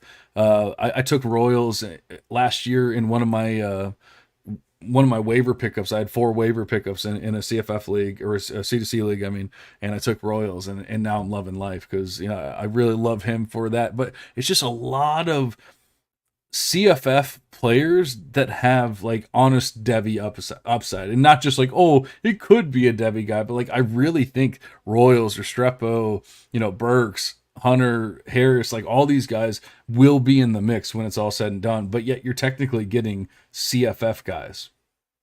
Yeah, you are for sure. Though, are you on record, or are you willing to go over with me and say Jacoby George greater than Xavier Restrepo, or not? See, I have him ahead of Restrepo, but it's for Devy purposes, So yeah, like it's difficult. I can't say because I don't actually have it set up, or Devy Beth set up for like CFF purposes or anything like that. So if it was truly set up for that, maybe I would have Restrepo higher. But like for Devy purposes, for even for C2C purposes, I'm willing to say yes. I would rather have George. But for CFF only purposes or whatever, sure. I think that it's fair to go ahead and get possibly the wide receiver 1 for the year in that mix, but still have a possible Devy upside. And I mean, it kind of falls off as far as like anything Devy after that, but that start was just really cool. Yeah, Not absolutely. like high upside Devy players, but like really like a really weird mix that I haven't seen a team like truly like that, where it's like a really weird mix of like possible Devy players, but yet they're going to be studs on the CFF side as well. Yeah, and I would actually say high upside in Jackson Arnold, Quinshon Judkins, Ryan Williams, right at just at the very top, and then Travis Oh yeah, Hunter. And yeah. So Raheem Sanders, I would say he still has that really high upside. So I would say to sure. even add to your points, probably even better than like you were saying just there, that there's some floor there with those guys, absolutely, but very, very solid build. Anything else you wanted to add before we go on to soup? Not really. I'll just say I hate. I don't want to hate any player. I dislike Baron Morton so much. Like I think he's such a bad quarterback that the fact that he's on his team just really pisses me off. But I mean, he grabbed him in the 36th round, so it's really not that big of a deal. I think he's such a bad quarterback that I don't even think he should be rostered, much less picked in the 36th. That's fair. I mean, there were a couple of guys on his roster, and I podcast all the time with you. I'm in a bunch of C2C leagues. I do pretty extensive ranking, whatever. There were a handful of guys. I'm like, I have no idea who they are from his roster. So there's also a couple Yeah, picks there where I'm like, I don't know where that's coming from, but maybe it will work out. Like we said, we kind of like a lot of the build there. So going over to Soup's roster, this was another team that I stocked like up Soup's some roster. college picks. Yeah, I mean, stocked up on picks. So another one where it's like, well, it should be good. But I was impressed as far as some pretty sexy picks there. Um, Ultimately, I guess Justice Haynes in the late second. That's pretty nice. I thought the Micah Hudson pick again was a reach, but Nico in the late first, I'll take that. Isaiah Bond in the third, Devin Neal in the third, Caleb Jackson in the third. As you can see, stockpiled some early picks, and even going to like Tez Johnson in the sixth. Just JoJo Trader in the sixth. Don't mind those at all. And we talked about the steal of Mark Aquarius, Squirrel White in the eighth. There's some very solid options there.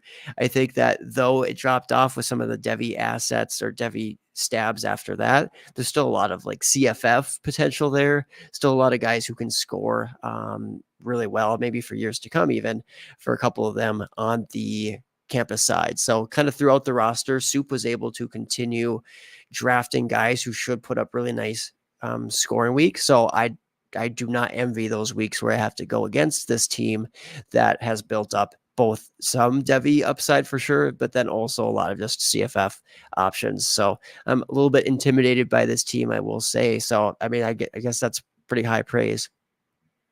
Yeah, it is, and I agree with you. It might not be perfect in the early rounds, but I love that he kind of stuck to the plan. It was Devy upside for the first 12 rounds or however many, and then he really kind of flipped a switch, and then he went on to the CFF part. A couple players here and there mixed in with your you know, Johan Cardenas and players like that, like mixed in. But for the most part, it was a lot of CFF players at that point.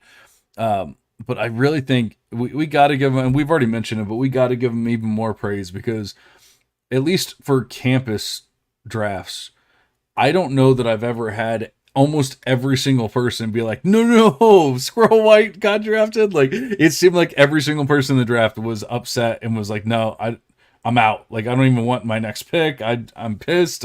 Everyone was upset. So Squirrel White was clearly the right pick to make at 8-4 there. I probably should have taken him on a round earlier. Who did I take in the seventh? Let's see. I took Taylor Tatum. Oh man, I love Tatum too. I don't know. That's tough, but man, I don't want to miss out on Squirrel White. And then doubling it up with Antoine Wells. I mean, it's kind of tough because Wells is a sixth-year player and everything, but I mean, we know he's good. It's just, you have to factor in the other stuff now, like sixth year, switching teams, doing this and that. Like it's tough to love it, but Mylan Graham, I don't know if, I guess you didn't really mention him, so you must not be as big of a fan, but like I'm a pretty big fan of Mylan Graham, and getting him in the 10th round when like obviously somebody like Jeremiah Smith goes second overall. You get like Carnell Tate probably went, pretty early on and everything. And then you get and then you get Mylan Graham in the 10th round. I really like that pick as well. Like I think it's upside, Devy upside, but also, obviously we know how Ohio State pumps out these wide receivers as well. Right. I would have been a bigger fan of that maybe earlier this offseason, but I have started to sour on Mylan Okay. Graham, just because his last season was very disappointing in high school. But I mean, also just looking at the depth chart, you have Emeka Ibuka still there.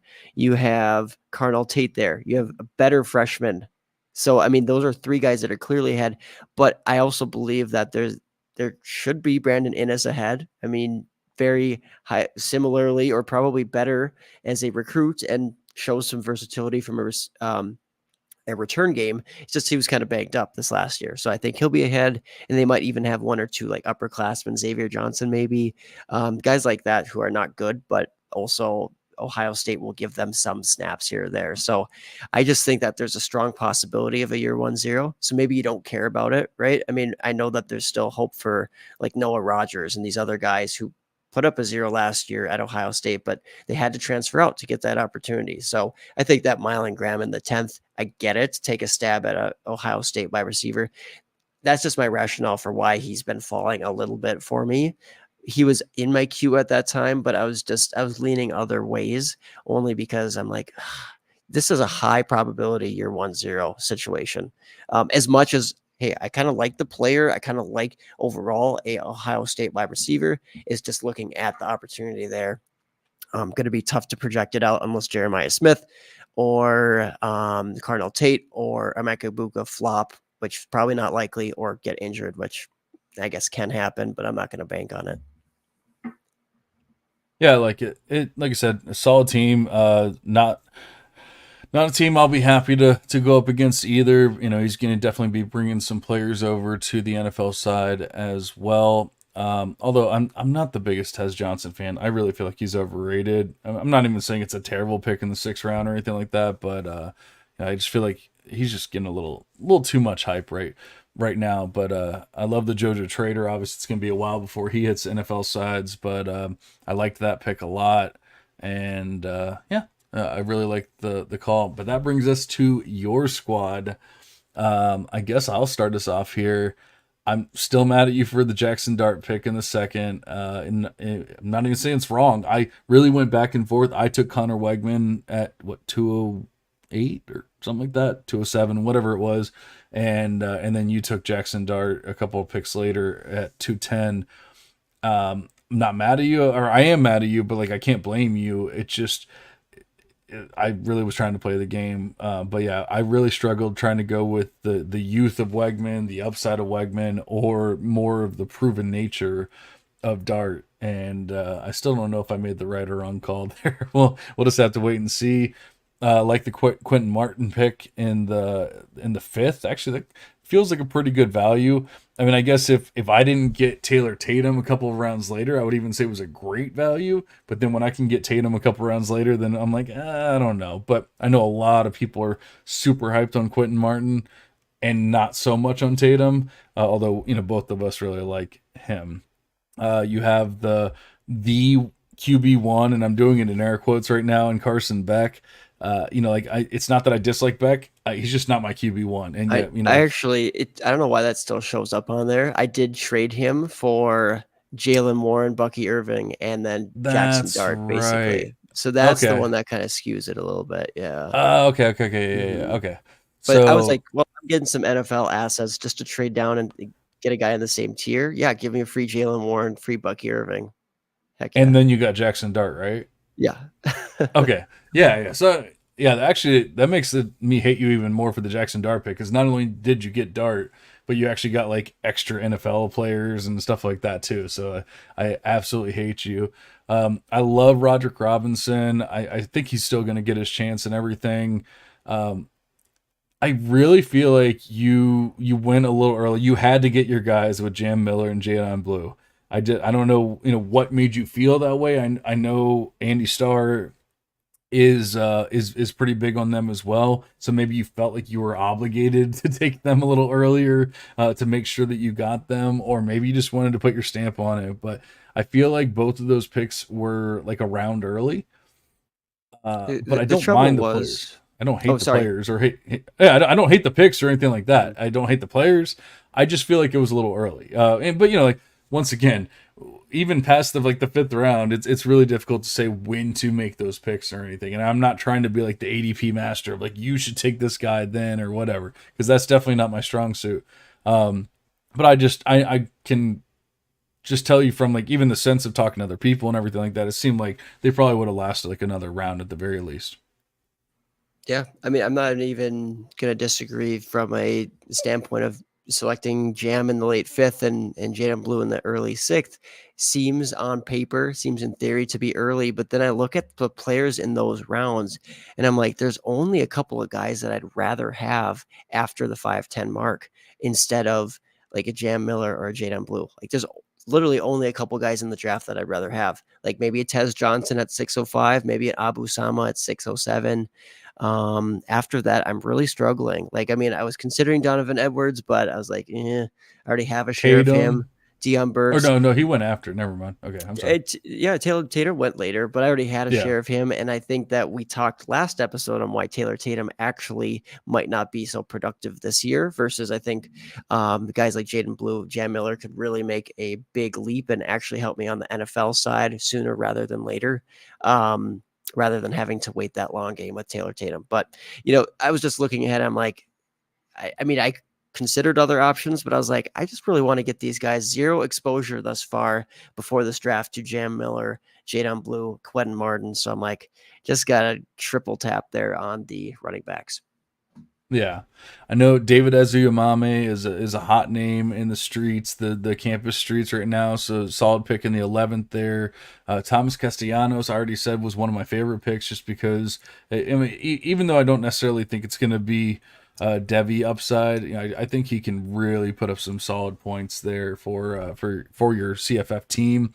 I was very upset that you took Harold Fannin Jr. there. I really thought that I was going to get him. That was one of the first snipes that you did. I mean, obviously Dart was the first snipe for me. Castellanos was the second, and then Fannin next. Then you sniped me again with Jace Brown. Not a fan of that. Then you sniped me again with Jeremiah Hunter. Not a fan of that. I won't call the Haynes King one a snipe, but he was definitely on my list there. So, just solid. And then Jacoby Lane as well. I feel like I'm probably not as big of a Jacoby Lane fan as some, but in the 16th round, like that's just a solid pick. So, I love the start there. I know a lot of people love Jaden Baugh. I don't know. I'm not a fan, so I'll give you a pass in the 17th round. Like whatever. He has Devy upside and all that kind of stuff. I'm not the biggest fan of him. But then just solid picks throughout. Kobe Hudson after that, Bryson Nesbitt, Peyton Lewis was another player that I had in my queue. It was just really weird because he's hurt as well. I think he might have had like a cleanup surgery or something, and it's just like, do I need to take him now? Can I wait? I could not wait.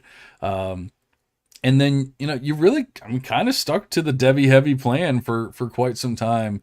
And then you start getting into more of the CFF stuff and everything. So, when it's all said and done, Jordan Moore, another player there, was that yours as well? I think, yeah. Jacoby George,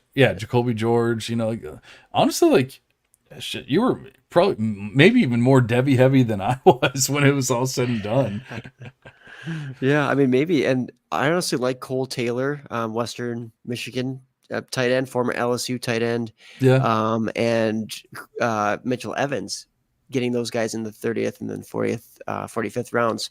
I just thought that, I should probably take those guys because I see them ranked in like the top 5-ish as far as tight ends in this upcoming class, which might not mean a lot, right? I mean, on a given year, the 5th tight end in a draft class is probably not that impressive, but who knows? They could have really solid production. So yeah, I mean, I appreciate that analysis. And I would say, to be kind of tough on myself, there were certainly some picks there where it's like kind of feels underwhelming, but at the end of the day, I'm going to trust in kind of having that Devy heavy approach that some of them will hit, knowing not obviously all of them will. And I went with some freshmen there. I was kind of curious because you didn't touch on Ryan Wingo in the 10th or Bryant Wesco in the 10th. Kind of I kind of bypassed skipped those over two. them. I thought that they were the best freshmen still available at that point in the draft. As far as wide receivers. Really, it fell off a ton after that. After that point, it's like you're starting to get into some of those more gross freshmen, because Mylan Graham went right before that, and then I went with Wingo and Wesco. Yeah, I was a little surprised because I want to say you were out on Wingo early on in the process, and so I was surprised when you took him. I know it seems like everyone and their mother loves Bryant Wesco now, and I don't necessarily get it, but I just know how much hype he has, and so like you said, it was kind of like the end of a tier or whatever for freshmen. So I didn't really mind the Wesco one, but the Wingo one kind of hit me as maybe not odd, but just from conversations that we had earlier on in the off season, I was just like, huh, he took Wingo. But like I also I know that we were both trying to stick to the Devy heavy approach, and so sometimes you have to mix in those freshmen. I don't necessarily love mixing in the freshmen in like the first, second, third, fourth rounds and everything, but in the 10th round, it's not the end of the world. So I really didn't hate it. But actually, just jumping back to my team real quick. No one said a single thing when I drafted him. I haven't heard his name mentioned in the longest time. Maybe it's another player that is just off the team at this point. But I took Nykar in the 30th round, and it's just another freshman with upside, like that was getting quite a bit of hype, at least early on in the process. And once again, no one seemed to care when I took him in the 30th round. No one said, "Oh, you sniped me. You never mentioned it." And no one ever mentioned it. And I really have not heard his name mentioned. In fact, I want to say I was listening to Campus Life or one of the C2C pods the other day, and they were talking about Miami. Doing maybe it was Back to Devy, and they were doing like a Miami preview, and they didn't even mention Nykar's name. And I'm just like, just a wasted pick. I don't know. Yeah, he is the guy that I really liked early in the process, and then I came around to JoJo Trader at Miami as well. And I think JoJo, has definitely passed him up as far as hype, ADP. Yeah, but JoJo went in star like rating. the 6th round, and I took him in the 30th, so it's a little different. This is like the okay. If JoJo Trader flops, right? If he doesn't work out, then Nykar could be that guy instead, right? We see that every year or so. Like the highly touted guy actually is not it. Like the third or fourth ranked guy in the recruit rankings for a team ends up actually being the guy. Nykar could be that, somebody who was productive in high school. Maybe we'll talk about him next week, but I was just high on him early in the process, but I have kind of consistently bumped him down because there's a high likelihood that he is a year 1-0. We just talked about how Jacoby George, Restrepo going to be nice producers. They will probably be off the team after this year, which is nice. But then you got JoJo Trader. I think there might be one other wide receiver who's still going to get some snaps there. And then Nykar. I just think that JoJo Trader being an early enrollee and impressing and whatnot, that makes it tough on Nykar. But honestly, not a bad dart throw there. So when I shouted out some of those freshman picks in the later rounds earlier, yeah, I think Nykar could qualify there. And Drew is in the chat still. He says that Nykar is fun. I mean, I agree. It just felt like I kept looking at. I'm going back to my recruit, Fresh Beth, and I'm like, all right, well, who is still kind of in that like could possibly hit range?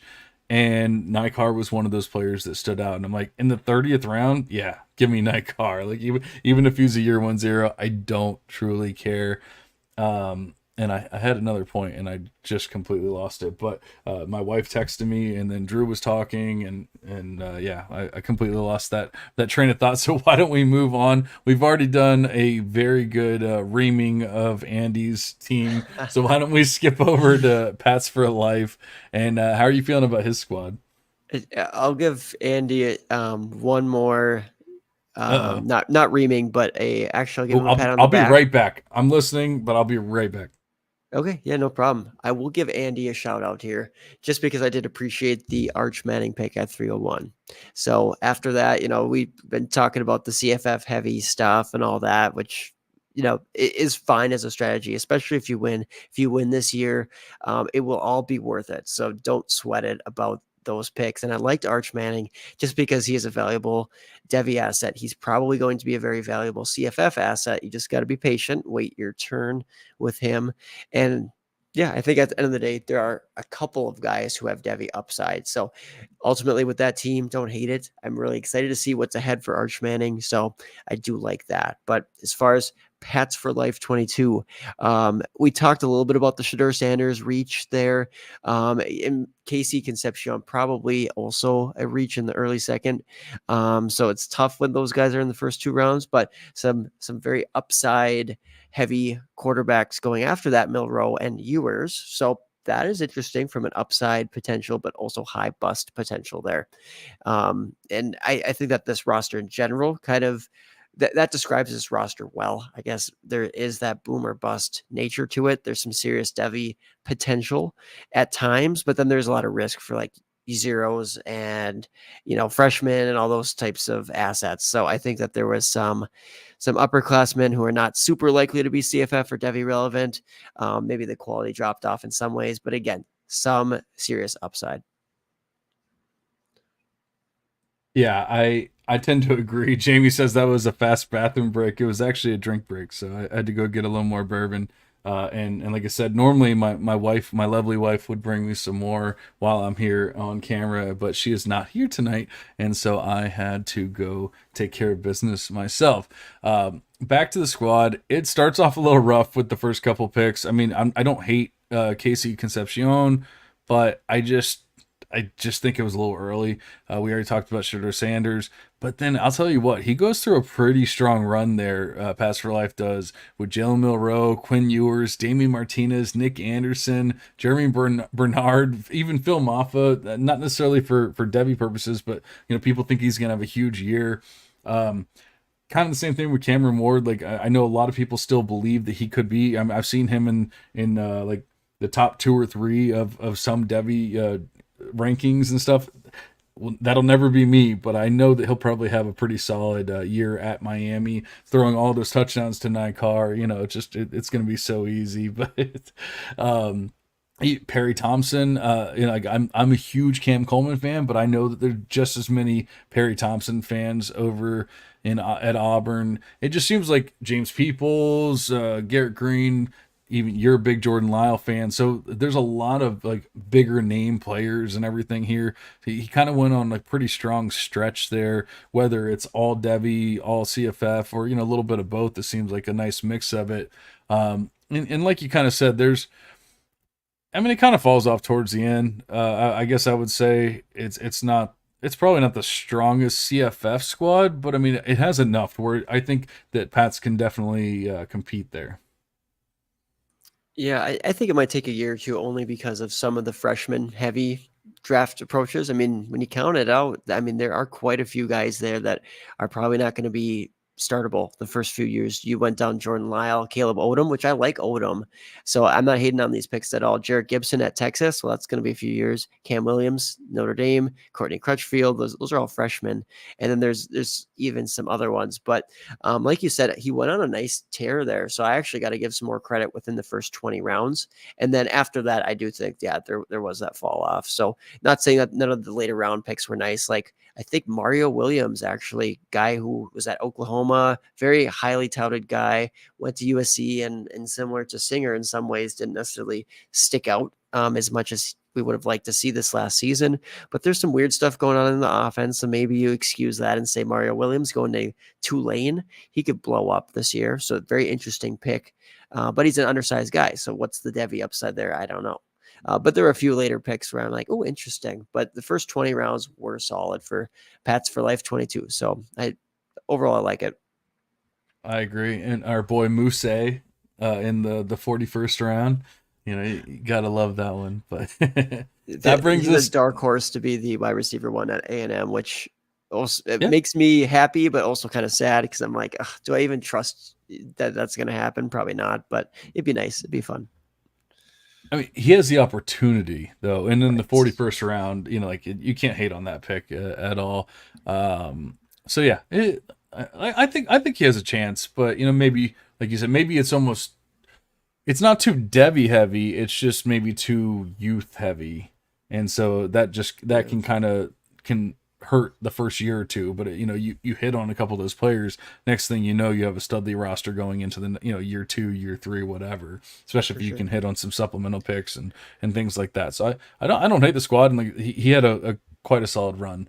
But that brings us to we got about 10 minutes to beat the 2-hour mark here. We don't normally go 2 hours, but I really don't hate it either. So anyone that's still listening, we love you guys. Whether you're in the league or whether you just love listening about football, like Jamie's still in the chat talking about hell yeah whiskey. There's always bourbon in this glass, baby. Always bourbon in this glass. In fact, that was why it sounded like I had a stroke when I first started the podcast, because I hadn't actually taken a sip of my bourbon yet, and in my mind, I call it podcast juice for a reason. So let's move on to the final player. We saved the best for last, and that is Detman. You had touched on, possibly players getting picked, maybe were more highly regarded a year prior and things like that. And maybe Detman falls in that category, but he also had some solid picks as well. I know you're a huge Jordan James fan. I'm a very big Cam Coleman fan. Nick Singleton's probably going to be a stud. I love Ollie Gordon. I don't listen to the rumors that he's just another OK State player. Like, I really do think he's different, and I also don't like falling into the whole system system can only spit out that. Like Ohio State can't possibly put out a good quarterback, right? CJ Stroud couldn't ever happen. So keep falling into that trap. But Barry Brown, definitely a player that was more highly regarded, has fallen off a little bit, but I mean he's still considered one of the fastest players in all of college football right now. Could go out and tear up the combine and go up draft boards. Colston Loveland, another player that we both like. Jurion Dickey getting into the 7th round, maybe that's where we go, okay. Like we kind of fell off the rails here because it started off hot, and then it's a player that a lot of people were hyped about last year, but now we have to start talking about year 1 0 and things like that. How do you feel about the start for Detman there, though?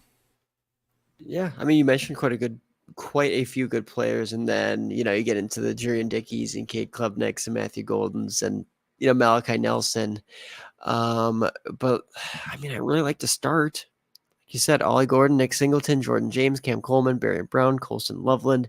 Even if it seemed like a little bit of a reach at the tight end position, I think Colston Loveland. I mean, I mentioned, maybe a different guy. Like if you're going the Iowa route for tight end 1, I don't know. Colston Loveland has a good chance at being the tight end 1 in this class too. He has a receiver background. I think he's athletic enough, has good enough size, all those things. So like Luke Lachey, but Colston Loveland has a good chance at that. So I like it. And I actually, believe it or not, Matthew Golden was in my queue. I'm not saying he was like my top guy when he was taken. So I'm like, wow. I was starting to I'm shocked right now. Yeah, right. I was actually eventually considering him just because it's like Texas it's like the current Alabama. Like these guys are just going into there and they're going to light it up and they're going to be drafted highly year after year after year for at least a few seasons. That's one of the reasons that I went. And I mean, there's more to it. We're going to have to talk about this next week, why I have flipped my opinion on Ryan Wingo. But I actually think that both in the spring, he kind of proved some of the evaluative things or some of the role things wrong from what he did in high school. Like he's more than just a gadgety guy, but I think for now, Matthew Golden could slot in there. I mean, I'm not a big like Silas Bolden guy. Depends what you think of Isaiah Bond, but anyways, Matthew Golden there, some people will hate it. Some people will love it in the 9th round, late 9th. So basically the 9-10 turn. But yeah, I do think that this is one where there was some reaches from guys who have been really good in past years. There are a couple freshmen there that I did like. So that was kind of cool to see in the late 20s, 30s, like Harry Stewart. He's an interesting one for Kansas after Devin Neal's gone. I mean, I think he could certainly take over, and I love me some Jason Brown. So he sniped me there in the 25th round. Jason Brown, freshman going to Arizona State. I just don't know if Jason Brown's going to have a huge first year though with Scatterbo still there. But again, I think this team's not one that I'm going to pick to be like a top contender or anything like that. But there's still some fun players. And that's the end of the day. If you're hitting some fun players and you're getting some guys to your NFL squad, that is a very important part of these C2C leagues. Yeah, and I think they were one of the new ones to C2C, so you got to give them time. It's not easy. We can't all hit on Audric Estime in the 40th round. That just doesn't happen to everyone now. uh, yeah, like it's kind of weird because there's some picks that I just love and there's some picks that I just don't. And like even I can get behind a Malachi Nelson in the ninth, or I'm sorry, in the 10th, because he's going to score a boatload of points, and like he's a sophomore, he's a true sophomore. So I mean, now he's at a small school program. He could be there for another 3 years, 4 years, or whatever, scoring points on your, and we think he has rushing ability. We think he has all that. So like he could score a bunch of points for you on the campus side, and in the 10th round, I definitely don't mind that. But it's just I don't know.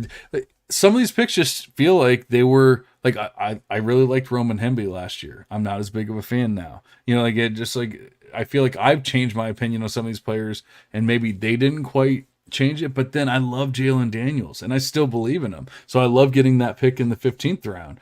So sometimes it hurts you, sometimes it helps you. Maybe being a year behind or whatever you want to call it. I don't even want to say that they're a year behind on anything, but just the way that they drafted, it seemed like they were kind of ignoring the feel for some of these players and everything, whereas they just kind of went with their gut or whatever you want to call it. But then getting into the later rounds, there's a lot of players that like they start getting more into like the CFF heavy and stuff like that, but they went really that young route. And so I'm kind of with you that even though they might be more CFF players and stuff, that they're young, they might not have a full role yet, like that kind of thing. And so when it's all said and done, I think it could be a year out, 2 years out, that kind of thing, where they need to they need to hit that supplemental next year, get another draft under their belt, like that kind of thing, and really focus on that. But maybe they bring in Ollie Gordon and Nick Singleton. Even, do you think Jordan James is coming out this year? Are we assuming that, or do you think maybe he would stick around another year? Yeah, I don't think you can assume it, but there's just so many guys where it could go either way. Amarian Hampton, Ollie Gordon, like you kind of go down the list, and yeah, I could see a bunch of those guys staying or going. So hard to say with Jordan James, but hey, either way, you're probably getting 1 or 2 years of very, very good CFF production. So with some NFL upside there, sure, I like it. I think at the very least you're bringing like 2 solid players to the NFL side, maybe even more this year, and then you still have the possibility of bringing a handful more, in subsequent years as well. So, not hating on the draft at all. It's just, it probably looks like it's their first time in C2C. My first draft probably looked like that as well. So I definitely not hating on it. I enjoyed the draft. It was a lot of fun. I think I am ready for the season to start. I'm ready for, but I'll tell you what, because I told you, I kind of just went back and forth. Like, okay, I'm going to go, especially in the later rounds, like, okay, I'm going to go Devy this round. Okay, I'm going to go CFF this round. And then, vice versa. And I kept going with it. But I'll tell you what, like maybe people will disagree with me, but I feel like I have a lot of decisions to make in week 1 who the hell I'm starting and all that. So, like I might even be benching some studs when it's all said and done, because, maybe they're more Devy studs and I want to throw in some of those CFF players. But that's the fun of C2C leagues, and that's why we wanted to talk to you guys about it tonight. We are pretty close to that 2-hour mark though. So Aaron, how are you feeling about the league? How are you feeling about your team? Are you going to win it all, or is it going to be me? Gosh, I don't know if I can boldly claim that I'm going to win it all, but I would like to think that I am going to put my hat in the ring. I'm going to be there when the playoffs kick off. I'm going to work for it. That's for sure. So no, it was fun to talk about these teams and plus the strategies earlier on. So if you're still listening to the podcast at this point, we really appreciate you. It's so much fun to talk this stuff, and please hit us up in the DMs if there's specific questions in your own drafts or just kind of picking our brains on anything. So yeah, it was fun, and it's always cool to look back at these drafts too. So for example, in a couple of years, go back and see what we learned. What did this strategy pay off? Like I look back at one of my old drafts, and I was happy with it. Like Caleb Williams in the 4th round in his startup, like when he was coming in as a true freshman. You aren't seeing those values nowadays because DJ Legway and Dylan Raiola, they were going at the 2-3 turn and those types of guys. So, there's different edges to be had every year. Just really depends on the year and who you're drafting with. So it's always cool to pick up these trends. Hopefully you're able to spot some in your drafts where you can extract some value. It's absolutely hilarious that you got Caleb Williams in the 4th round as a steal because he was buried behind Spencer Rattler. It's just, I mean, like in hindsight, of course, like at the time, I get like that was actually like right when I started getting into Devy, so I can't even really say like I had an opinion or anything like that, or I would have been right or wrong or any of that, but I'll just tell you, it's just hilarious looking back at it in hindsight. You know, it's like he's completely buried. Take him in the 4th round. You know. Well, that's kind of how it was with Lincoln Riley quarterbacks until, I mean, now Malachi Nelson in that situation there. Now it's becoming much more muddy to draft them. But for a while there, draft them like clockwork, safe bets, right? Very, very reliable.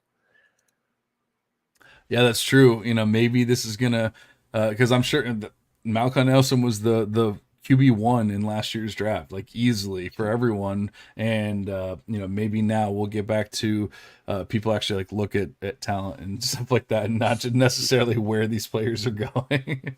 Although, I mean, honestly, like that's what Fresh Beth is built on. So I can't even hate on it. Like it's built on where these recruits land and what their recruit rating is and all that kind of stuff. So I guess Right. I'm one of the many that will be hurting in the future when Malachi Nelson goes to USC. Yeah, gonna happen. It's gonna happen. All right. Well, we really do appreciate you guys for listening for over 2 hours at this point. It was a lot of fun talking about this league. It was a lot of fun drafting the league, and I cannot wait for it to start and for me to dominate once again. That's right. I'm doing it, baby. I'm dominating, and then I'm bringing all those studs over to the NFL side. Oh, it's just gonna be beautiful. You got to play C2C. It's so much fun. But for Aaron, for myself, for Optimus, we appreciate you listening. Hopefully our owner won't be out of the country next week, and we'll actually have overlays and all that kind of good stuff back for you. And I won't have a stroke in the beginning of the podcast. Jamie, we appreciate you guys as well. Thank you very much. But for now, we're going to go ahead and cash out. See you guys.